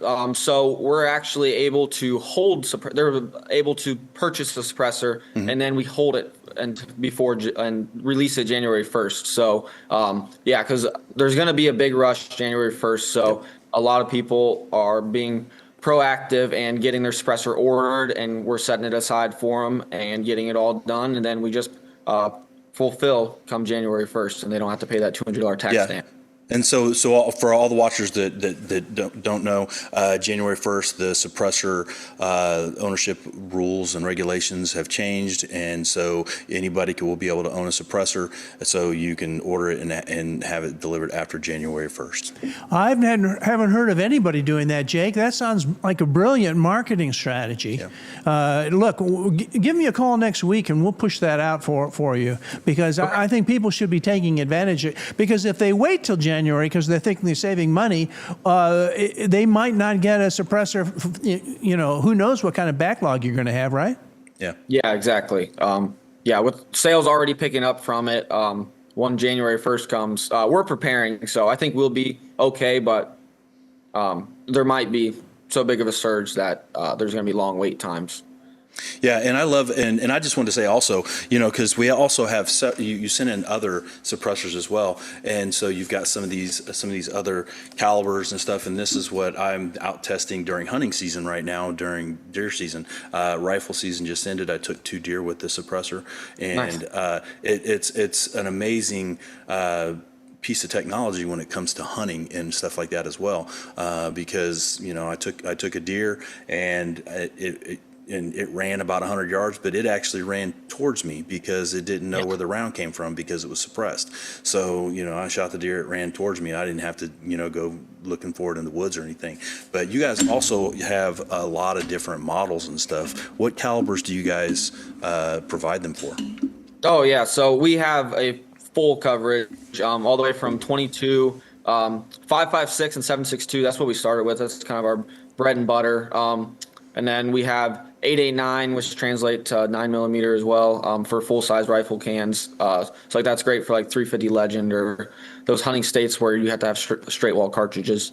And then we've got 9mm 45, obviously, for this giveaway, all the way up to 450 Bushmaster can as well. So, nice. And then we have specialty models like 6.5 Creedmoor designated suppressor as well. And then for each of those calibers, we have at least 2 up to 5 different models of suppressors per caliber. So we've got a ton of options. You can get different textures and different colors on it. So it's a lot of SKUs to keep up with, but we like to give ourselves a little bit of a challenge. Yeah. And left to right, what are we looking at here? We got about 60 seconds. Left to right, what are we looking at? Yeah, so on the left, that's our 5.56 fatty can. That's our best selling can right now. Oh, Scotland's got there. It is incredibly quiet, and all these are flow through suppressors, so they're made for low back pressure. So our intermittent flow system does a really good job at taking down the decibels without blocking in all that gas and having it shoot out the ejection port. And then to your right, you've just got a raw Shorty 762 suppressor. And then to the right of that, you have our X series 762 suppressor. It's the same length as the Shorties, but it has an expanded chamber underneath, allows you to get more gas, more decibel reduction. And then on all the way right there, you have a 9mm X can. So for all of our models, we have Shorty, Max, which is just longer cylindrical, and then our X series, which has the expanded chamber underneath. Well, I think we're going to have to leave it there. Where do people go to learn more? Actually, shop jaguarsilencers.com as well as jaguarsilencers.com. Either one of those works, as well as our Instagram, which is Jaguar Silencers. All right. Hey, well, you folks stick around. There's more to come from GunStuff. Thanks, Jake.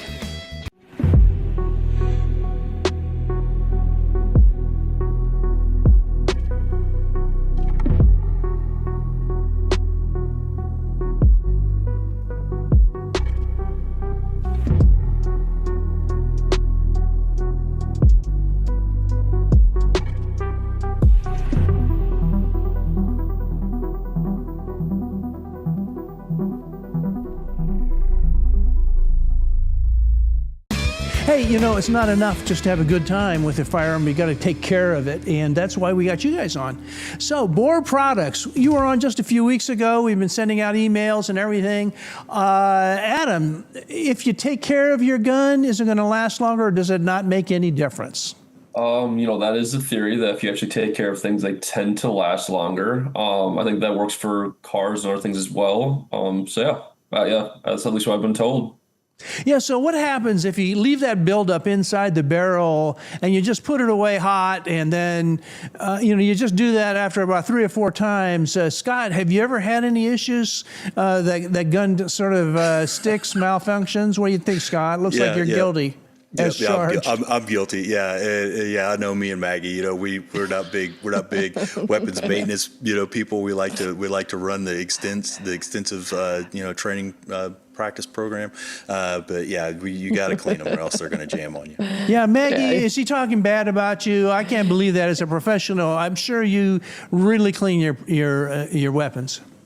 He might know me. But I'm all about having something that is convenient and easy to clean with. That's if you can make it easy for me to clean my firearm, and if you can make it convenient for me to clean my firearm, then I might be talked into it. One thing that worries me, Adam, is the chemicals that are involved in the cleaning agents. You get this stuff, it's bad enough you bring home GMO groceries and you don't know what you're ingesting. But if you're trying to clean your gun and you're bringing this into your house, because who has their own shop to clean there? You're doing it someplace and you're going to be exposed to it. Are there bad chemicals in some of these cleaners? We actually had a white paper that we released a while ago about how toxic and actually a lot of the chemicals in other cleaners are linked to cancer. And there's a reason why they have to have nice warnings on them. And so most cleaners are really not that great for you. You can just read the label on them if they decide to actually show what's in their bottles rather than just proprietary formulas that can hide what's actually in them. So you're telling me not only do I have to worry about my hearing, but also cancer? From cleaning, no less. Yeah, believe it or not, inhaling a bunch of toxic fumes is usually not the best thing for you. To each their own, but I wouldn't recommend it. But you have the solution, right? Now tell us about the formula that you guys use. Yeah, so our formula is completely all natural, made in the USA. Both the solvents in it it's a D-limonene, which is a citrus terpene. You actually see it when you're peeling an orange, that little spray that comes off. That's what it's from. That's what it is. Yep, that's the one of them. And then we also have ethanol as a base, and that helps it not freeze. And ethanol is great in alcohol. And then for lubrication, we have avocado oil, lard, and beeswax. And the beeswax and lard helps it actually stick to the metal, kind of like seasoning a cast iron. And the avocado oil has a really high smoke point of 520 degrees. So it's as hot as we could get it, with it being all natural. We could have went down the route of having things like vegetable oil, like some people do that claim, quote unquote, bio-based, but the more processed you get with those oils, even natural ones, the more random just gunk you'll just have build up in your firearm as well. And we figured if your gun's running hotter than 520 degrees, you probably just need to go to straight motor oil at that point anyways. Mm-hmm. So Maggie, this sounds like something you could use in cosmetics because it sounds that safe. What do you think? Well, you're speaking to my heart here. Is maybe this is something that I could actually use in a small, confined, hotel room the night before a competition. It doesn't have all those toxic fumes. Yeah. Oh, yeah. Look at this now. Speaking of competition, when you're on the road, you got different sizes. I like this one. What are we looking at, Adam? This is our 2-ounce option. So this is what we typically call like our range bag option. It's nice, compact. It still lasts a really long time. Actually, I think we only went through one of those, even all the demos that we did at SHOT Show. But yeah, that's our range bag option to take you traveling. It's under 3 ounces. So if you need to go on a plane, take it with you. The other bigger one is more meant to be like your shot bottle that you have on your workbench, can just store in your garage and do that with. Yep, that one right there. Yeah. Yeah, and the thing is we've been cleaning guns for an entire career. I've been cleaning guns since I was 17. Professionally, so cleaning machine guns in the military and everything else, and never really given thought about breathing in all the vapors and all the chemicals and stuff on these cleaners. Let alone your hands are just soaked in it. You know what I mean when you're cleaning. So most of the time you don't have rubber gloves and stuff like that. To keep it off your skin. So just letting all that stuff on my skin over the years just really gives you okay, what have I got now? What kind of problem am I going to have with this? But yeah. That's funny because we actually do all of our demos without gloves when we were doing them at SHOT Show last year, and our guy that was doing the demos had the softest hands there. Despite the ethanol in it, the oils and whatnot, and the beeswax in it actually kept his hands relatively protected the entire time. So you're telling me I can clean my guns and give myself a manicure afterwards? Sure. We don't advertise for that, but yeah, go for it. You can add it to the list of things it works for. Well, and plus the invisible thing, you're not breathing that bad stuff, right? You may have to set that up at SHOT Show this year. The little demo booth, I mean, yep. Do cosmetics now. Yep. Well, Adam, we appreciate you participating in our giveaway here. Stick around after the break. We're going to give this package away. Now, if people want to buy this product, can they buy it from you directly? And if so, how? Yeah, so right at our website at boreproducts.com, your audience, we have a code that, let me look for it here, GSTV will give them 20% off their first order. But we also have a holiday sale going on right now, so they can save that code for later and use our holiday code that we have 20% off the site-wide from now until New Year's as well. Well, excellent. Awesome. Hey, well, folks, stick around, and you're going to find out if you are the lucky winner of this whole thing in just 1 minute, all right? The headrest safe is quick and easy to use. Some may even call it a game changer. The headrest safe acts as a safety net, protecting your belongings while keeping them out of sight and out of bounds of others, serving as security while also keeping your valuables in bounds. That's what the headrest safe provides for me. Game, set, match.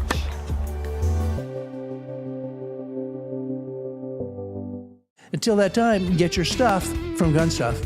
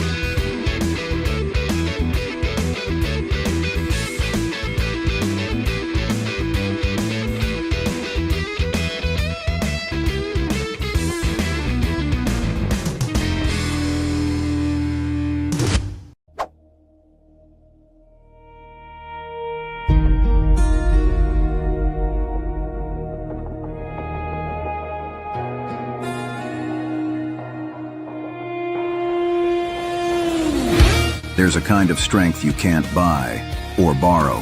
It's born in the fire, tempered by sacrifice, and carried by those who never stopped serving. Some heroes wear uniforms. Others wear scars. They're veterans, first responders, and Gold Star families. Men and women who gave everything and still keep giving. At the Warrior Shield Foundation, we stand beside them, shoulder to shoulder, providing the support, the care, and the community they deserve. We're a proud non-profit, a 501c3, built to protect those who protect us. We don't just serve our own. We help other non-profits reach their missions too, because together, we make the Shield stronger. Donate and help our cause, help their cause, because every act of kindness builds hope where the battle still rages inside. Join the mission. Donate today. Visit warriorshield.org, because heroes deserve a foundation as strong as their sacrifice.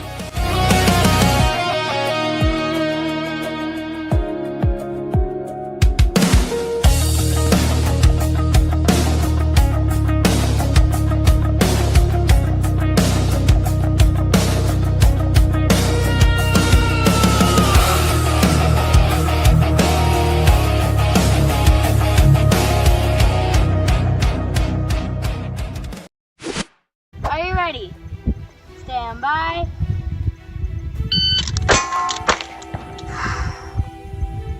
$119.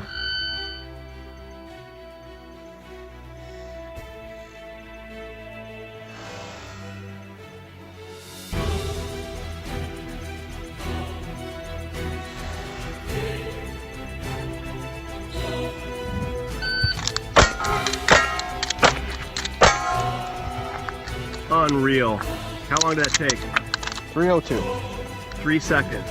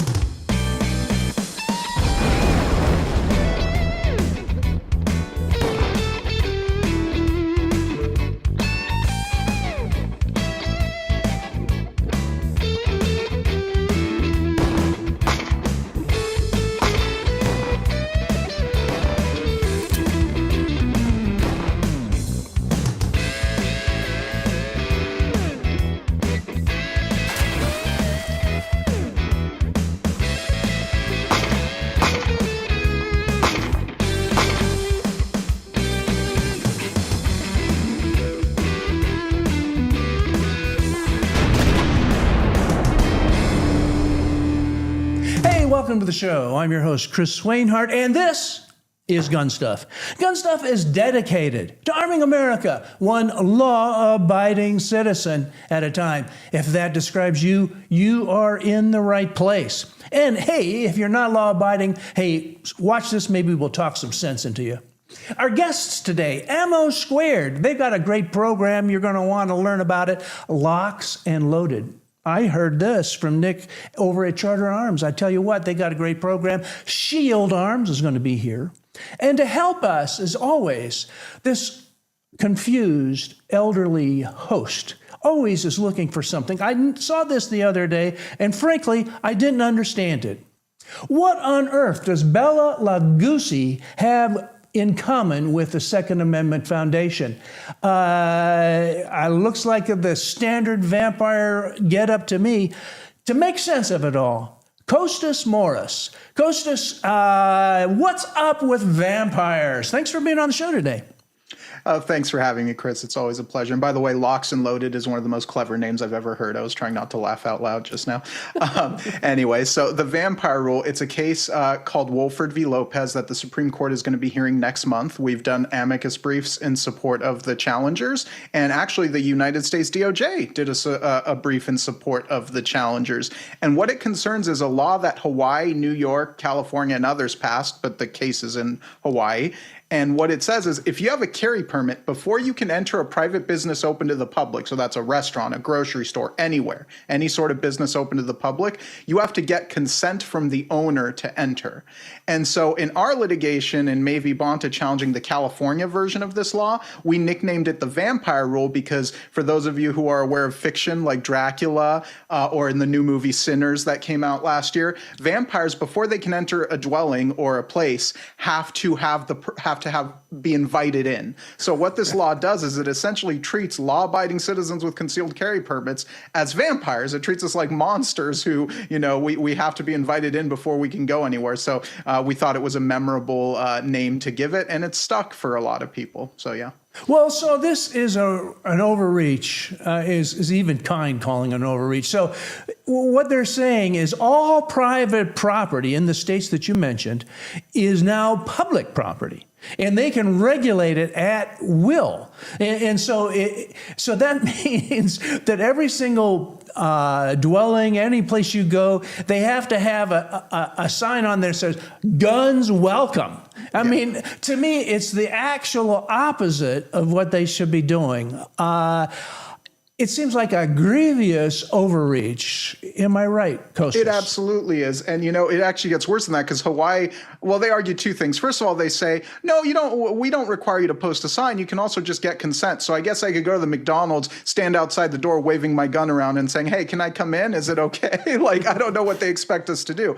The other thing Hawaii argues is, no, we're just trying to protect private property rights. Of course, the rule has always been if a private property owner wishes to restrict guns, they can do that. They can put up a sign saying no guns, but they're trying to switch that default now. And it's just funny to see a state like Hawaii and California and New York arguing that they suddenly care about private property rights when these are the same states that have never found a regulation on private business that they didn't love. All of a sudden they're concerned about private property rights. They're making a mockery of things.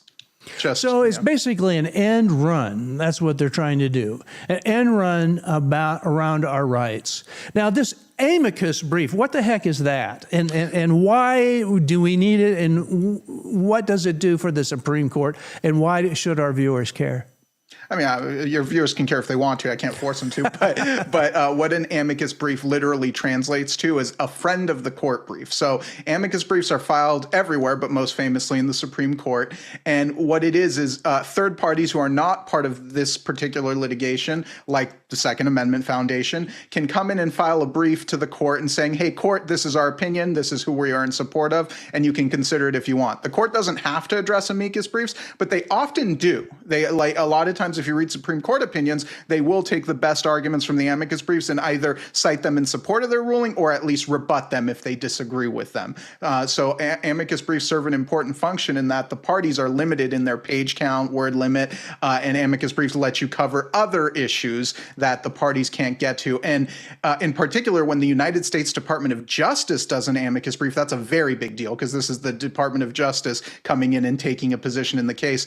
And in fact, in Wolford, the petitioner, the Wolford parties are going to give 10 minutes of their 30-minute argument time to the Solicitor General. So you're going to have the DOJ arguing on behalf of Hawaii gun owners and people who want to carry in Hawaii. So that's a nice development. Well, so the DOJ, then, they're going to be on our side for a change. That doesn't happen all the time. No, that's true. We've been at odds with them on the NFA, as is well publicized, but we are encouraged by the fact that the DOJ is on our side more often than not now. A big shift from the Biden administration. We still disagree with them on some things, and we are litigating those differences, but in a lot of ways they have been very helpful. Now, Kostas, I've got an idea for you. Something that would make it a lot easier if we all had the same concealed carry permit all around the country. Now, I know you guys are working on that too, aren't you? Yeah, it's funny you bring that up. We are actually, right after this call, I'm going to be filing a different amicus brief in a case called Gardner v. Maryland. And Miss Gardner is somebody who was driving through Maryland. Her car was rammed by some lunatic. She defended herself with a firearm. She didn't actually shoot the guy. She just brandished it and he went away. And then the police came and arrested her. And they didn't charge her with any violent crime. They charged her because she didn't have a Maryland carry permit. She only had a Virginia carry permit while she was traveling through Maryland. And she filed it as a pro se petitioner, which is usually a bad sign. What pro se means is she filed this Supreme Court petition without an attorney. It's just by herself. And interestingly, the Supreme Court, Maryland waived their right to respond, but the Supreme Court then said, no, Maryland, we want to hear from you, which it doesn't guarantee that they're going to take the case, but it shows that at least one justice is interested in the case. So after we saw that the Supreme Court requested a response, we began preparing an amicus brief, which we are filing today, to urge the Supreme Court to basically say, look, if you're going to allow states to require carry permits, fine, but they can't require visitors from other states have to get their particular carry permit. They should have to honor the carry permits of the home state at minimum. Well, what's the chances of that happening? We're all keeping our fingers crossed. Harmeet Dillon was on X just this week saying, hey, it's not right to have all these rules for different jurisdictions. Do you think this has a chance of passing? Well, look, the Supreme Court granting review is always a long shot, even when they express some interest. But the fact that they request a response is a good sign. It means they're at least taking this seriously. I'm not going to sit here and promise you they're going to take the case. The odds are long, but we do everything we can to maximize them. We also encourage the Department of Justice to file an amicus brief again, because if they file, that will definitely up the odds of it happening. But whether, I don't know if they had enough time to get it done this time. It's nice that they're taking an interest in the issue, though, because there will be future opportunities as well. Well, Thomas Massey's H.R. 645, if that actually got into law, that would solve all of that. And that's what we need to do. We need to get Congress involved. Hey, we got about 20 seconds left. People need to support the Second Amendment Foundation because you do this stuff and it's not free. How do they learn more and how do they support the Second Amendment Foundation? Oh, it's easy. Just go to saf.org, saf.org, and you'll find information about our cases, our press releases about an amicus brief, like you're going to see ours today when it gets filed. And there's donation buttons to become a member, donate money, whatever you want to do. There's a lot of resources there. And you can follow me on Twitter, too. I'm always posting about what we do at Moros Costas. Hey, I'm loving that Twitter feed. You come in hot. I appreciate that. Thank you, Chris. Hey, you folks stick around. There's more to come from GunStuff. The next generation Gerson double stack Witness 2311 takes the 1911 design to the next level. Compatible with many 1911 slides, barrels, and parts, the Witness 2311 series is not a wolf in sheep's clothing double stack like much of the competition. Don't be fooled by the words double stack. Get a Witness 2311 for a true evolution of a 1911 double stack with match grade features. Find yours starting at just $749. To learn more, visit eaacorp.com. I have with us today a guest hosting for our good friend Scott Kiefner, who may be lurking in the comments. He's on his way to a competition. Yep. Nick Saidi, glad to have you back, Nick. This time of our show, we're usually talking about the range. And, we're not hearing the audio here, but the viewers did. It's pretty fantastic. Nick, what are you doing there and why are you doing it? So basically, this was just after a local match we had shot, me and a partner of mine. We had some extra ammo left over. Let's see how fast I can reload, essentially. And he decided to capture it on video, and it went viral, I guess. I used to do this all the time by myself after range days or practice, and never thought anything of it until somebody actually caught it on video. Now, practice makes perfect, right? Yes. Is that the idea? Ursula, are you still practicing? I know you were even practicing when you had that boot. Yes. Because I'm like, well, I'm not running around. Like, my hands still work. So dry fire is free. And this right here is definitely a product of a lot of dry firing. So there's been plenty of times, he's probably done the same thing, where you just stand in your room doing reloads into a laundry basket or something to catch your mags. And pretty much that's what you're doing. I used to bring my rig with me to work. Not everybody could do that, but I own my own business. So in the back of the shop, I was there dry firing all the time. And this is, I was hot and heavy, and that's all I wanted to do was shoot. And I couldn't do that every day, so dry fire took over. Yep. Hey, now look, shooting firearms and competing is not like the LPGA, Ursula, or the golf. Like the golf. Yeah, exactly. Things I don't play. Okay. But there are matches that you can get involved with, and how do you find out about them? All right, so you can go to our website, GunStuffTV.tv, and right there's actually a calendar that you can click on, and basically it has so many matches on there. We're adding matches every week.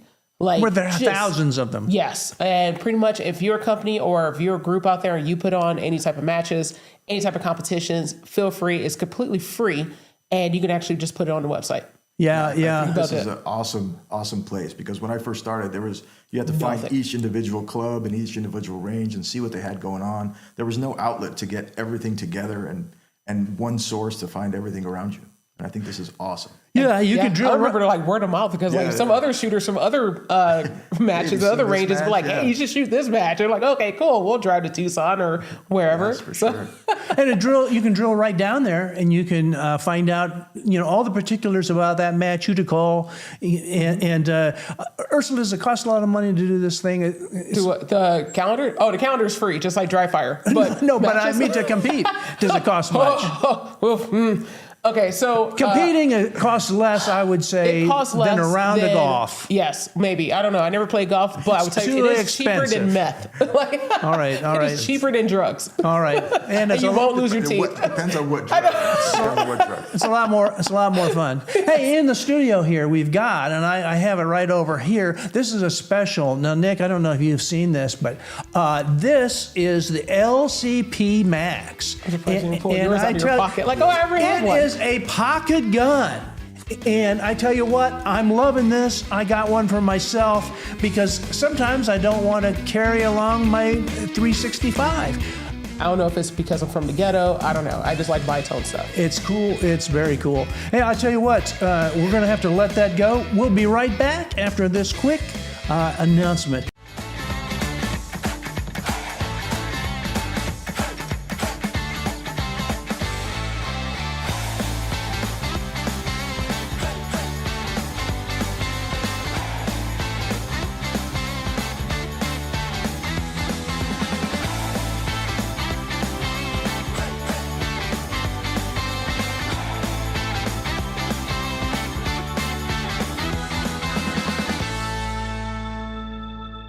Welcome to the show, Locks and Loaded. We're glad to have you here on the show. We're already getting comments from people that are on the show or other guests. Locks and Loaded, that's spelled, if you're listening on a podcast, this comes out on Apple Podcasts and Spotify, that's spelled LOXAND, loaded.com. So Locks and Loaded, tell us the story, Gail. I'm just loving it.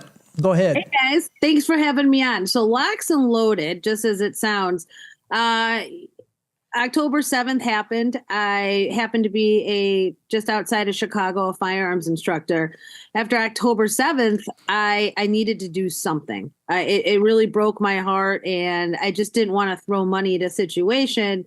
So I started doing a lot of free classes for people in the Jewish community. Just a lot of basic gun, taking people to the ranges, helping people out. I had a nonprofit reach out to me and wanting to do more and more classes, a little bit more structured. So we did it, and people loved it. And I started thinking, I said, how do I get everybody back to practice? How do I get everybody back at least once a month? Because just because you take one class, you all know, it's not going to get you anywhere. So after a lot of sitting down and trying to figure it out, I said, you know what? I'm just going to try it. And I thought of the name Locks and Loaded. And I started putting everything together, and I launched at the beginning of this year at the end of April. Wow. Cool. Yep. And how many events have you already put on? A lot.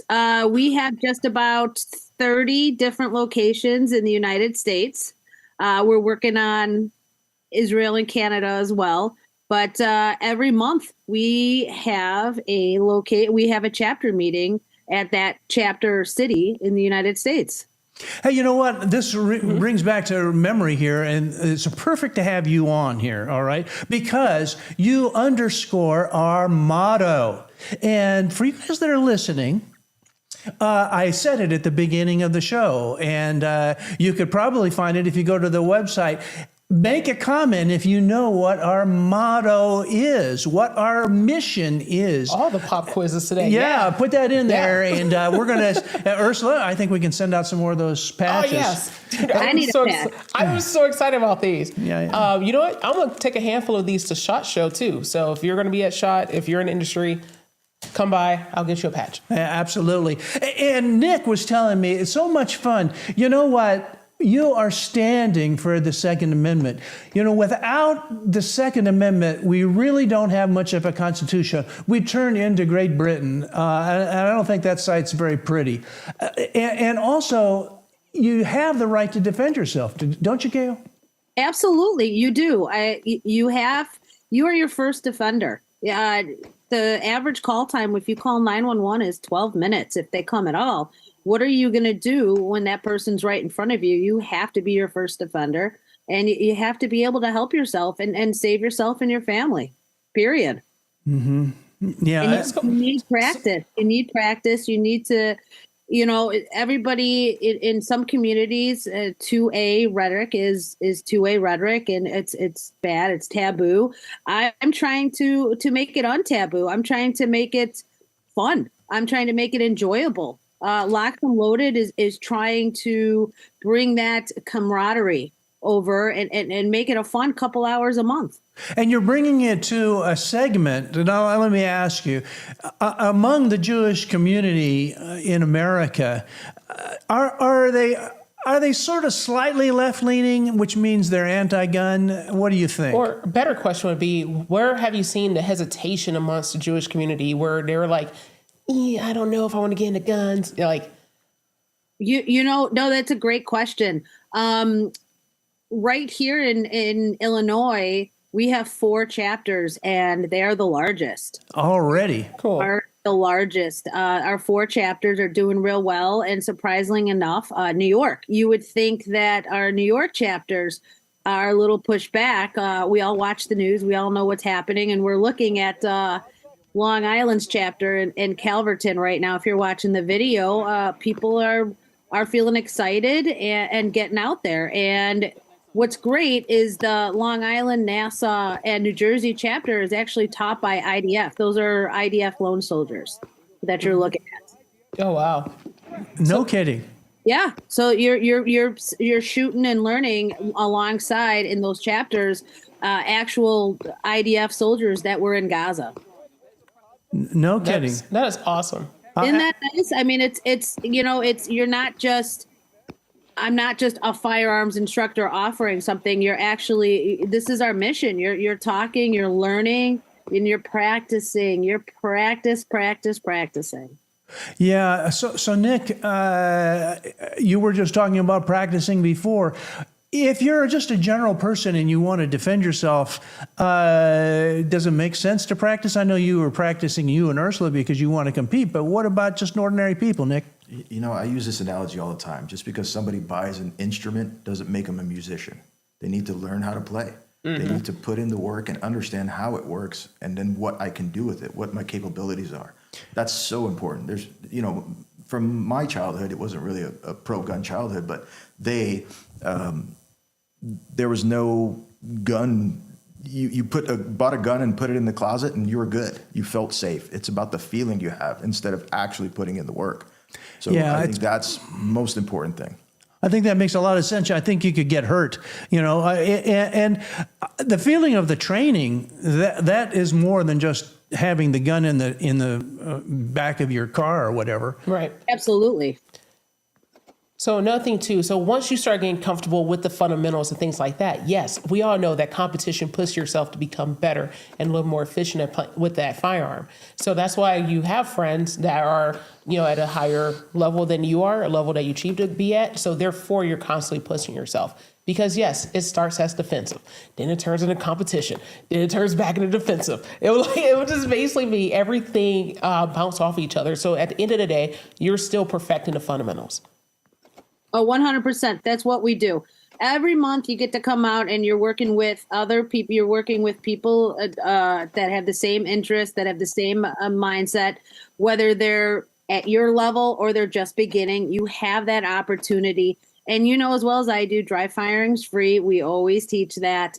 And we send our members home with that confidence, that safety confidence, which is it's priceless. It's priceless. And they smile and they come back the next month and bring their friends. So I see on the website that y'all actually have a whole bunch of sponsors. Like, that is amazing. Just looking at the sponsorships. We're looking, the sponsorship, the membership fee just goes to basically a little bit of overhead, and it helps us build more chapters. Sponsors help. Any sponsor out there that would like their name on thank you for bringing that up. They would like the name on their website or would like our members to use their product. They can reach right out to us. We'd be happy to have that discussion and bring it forward. And I love the fact that there's local and national, international sponsors as well. Yeah. So, like, I'm not going to lie. This little bagel shop, Original Bagels, looking pretty cool. I might have to. Oh, let me know when you want to come in. It's very good. It's very good. Yeah, you got Original Bagel, you got IWI. I freaking love this. Like, this is such a great spread. Why not? Why not? That's awesome.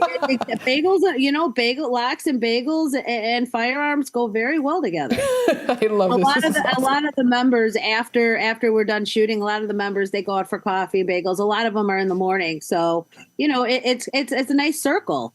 Hey, so Gail, we got 30 minutes or 30 seconds left here. Someone was asking, do you do some with rifles as well? And answer that question if you will, and tell folks how they can learn more about Locks and Loaded. Yeah, absolutely. Most of the ranges do allow long guns, rifles, and shotguns. There's very few. We all know New York has some interesting laws. So if you're in the New York area, yes, you can bring your long guns and shotguns. Learn more. It's very simple. You just go right on our website. That's LOXAND, loaded, LOADED.org. Everything is right up there. You can buy some cool swag. You can sponsor us. And you can see, more importantly, when all the chapters meet. So you can find one that meets your preference. Hey, well, got to leave it there. You folks head on over to locksandloaded.org. Gail, thanks for being on the show. Thank you, guys. There's more to come from GunStuff. But the one thing I can tell you about my family, it's bred into us. We're not quitters.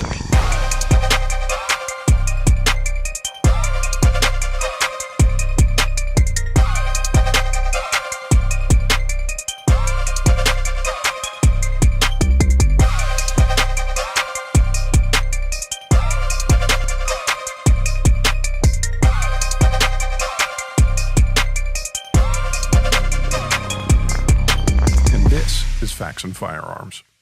Hey, well, let's welcome to the show Brandon Zeider from Shield Arms. Brandon, thanks for being on the show and waiting patiently for us.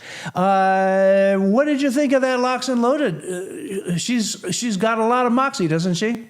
Yeah, sounds great. I'm glad people are taking responsibility. I found it amazing that so many people are already just joining up. It's pretty crazy. So tell us a little bit, if you don't mind, about Shield Arms. How did you guys get started? And tell us, what is your claim to fame? Yeah, well, hey, thanks for having me. Brandon Zeider, shieldarms.com. So we started in 2017. We actually started in my barn, my business partner and I. And I think we're best known for our S15 magazine for the Glock 43X and the 48. If your viewers don't know, Glock shipped the gun with a 10-round magazine. We came along and made a 15-round magazine that fits in the same footprint, so you get 5 extra rounds. And that sort of put us on the map. We've had some other commercial successes, but that's the product that I think people most know us for. And then we've taken that success, and then we have built some additional products that we're going to be releasing soon based on that original concept. Brandon, I'm laughing because as soon as I saw Shield Arms, that was the first thing I thought. I'm like, oh yeah, everybody got a S15 set. Like, you have to. But I'm confused here. You said it's in the same footprint? Yeah. So 15 rounds where normally Glock was going to give you how many? 10. 10, yeah. Yeah. Yeah, so 5 extra rounds. I have a sample sitting here. So it's the exact same footprint. When you throw this in. Show us that sample there. Hold it up there. There you go. Go ahead. Continue, please. Yeah, it's the same footprint. So 15 rounds, 5 extra. It's a pretty big increase, and you just throw it right in your gun. Now, we do recommend you swap out your mag catch, which takes about 2 minutes to do. But that was our first commercial success. We then took that same concept and we applied it to other Glock models. We've done the same thing for the Glock 43, but then we've recently announced, and at SHOT Show we will be showing the same concept but applied to the Glock double stack world of pistols. So you've got the Glock 19, the 17, the 19X, the 45.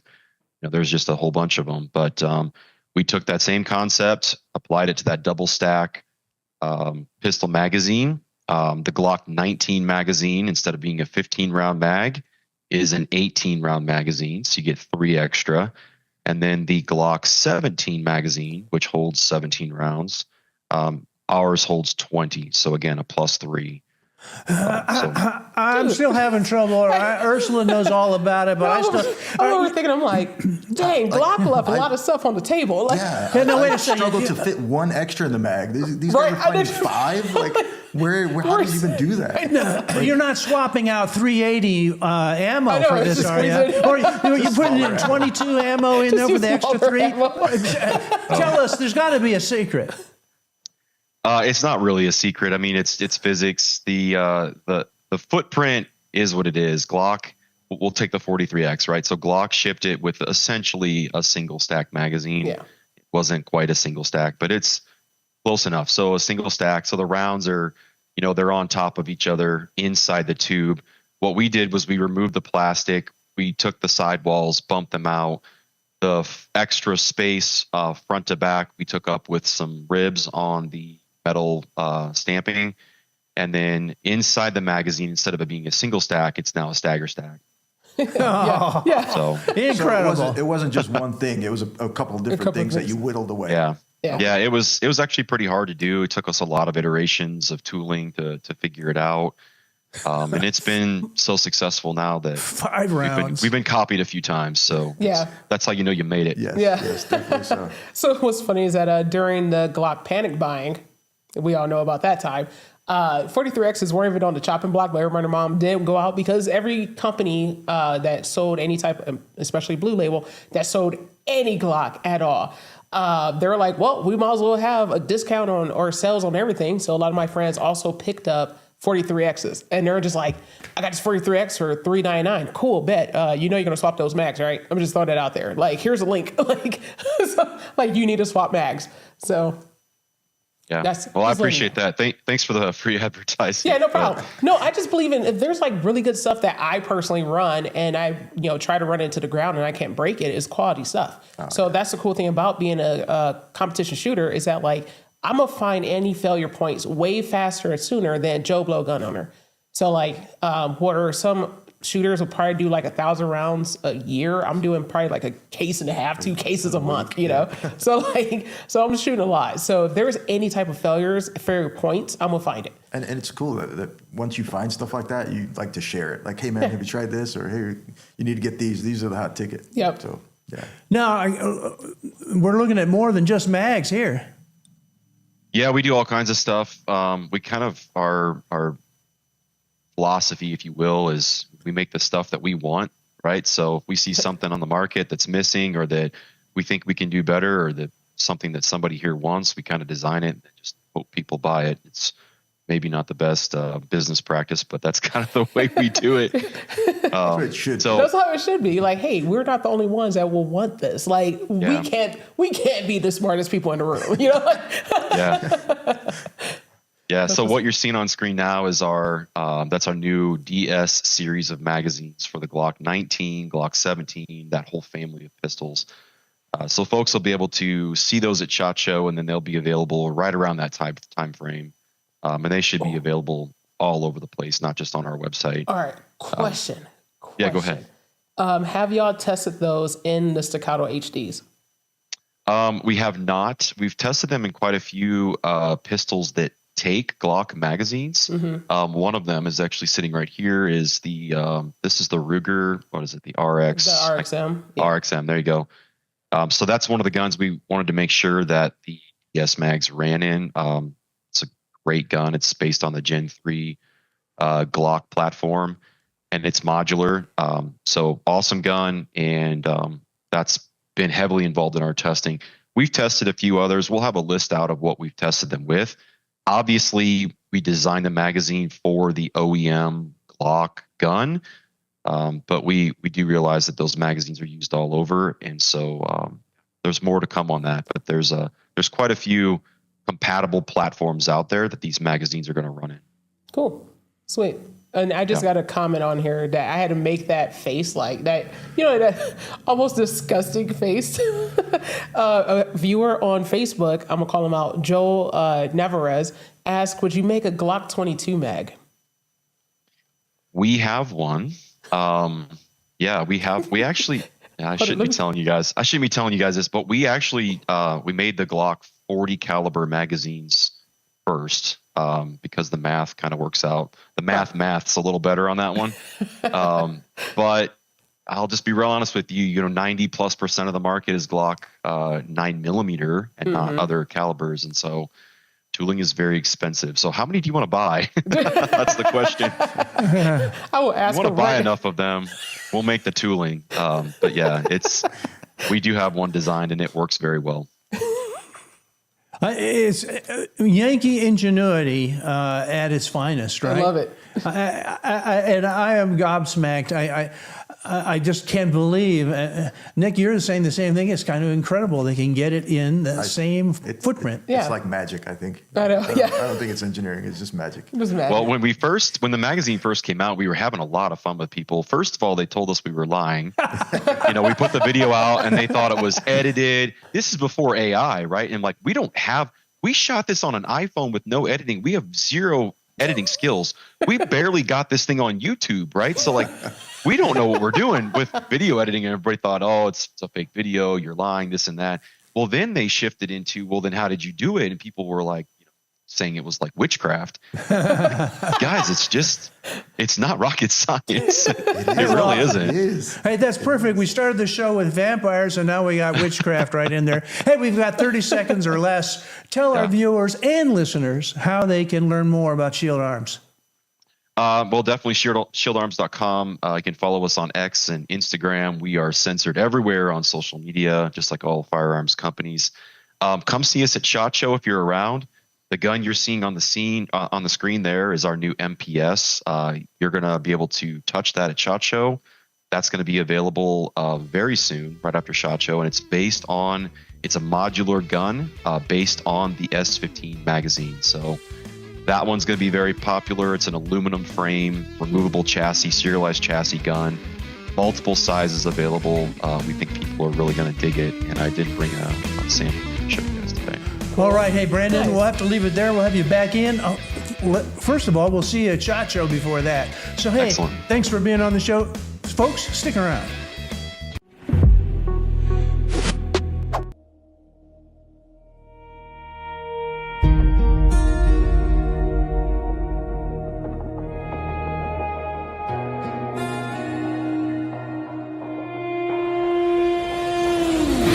There's a kind of strength you can't buy or borrow. It's born in the fire, tempered by sacrifice, and carried by those who never stopped serving. Some heroes wear uniforms. Others wear scars. They're veterans, first responders, and Gold Star families. Men and women who gave everything and still keep giving. At the Warrior Shield Foundation, we stand beside them, shoulder to shoulder, providing the support, the care, and the community they deserve. We're a proud non-profit, a 501c3, built to protect those who protect us. We don't just serve our own. We help other non-profits reach their missions too, because together, we make the Shield stronger. Donate and help our cause, help their cause, because every act of kindness builds hope where the battle still rages inside. Join the mission. Donate today. Visit warriorshield.org. Because heroes deserve a foundation as strong as their sacrifice.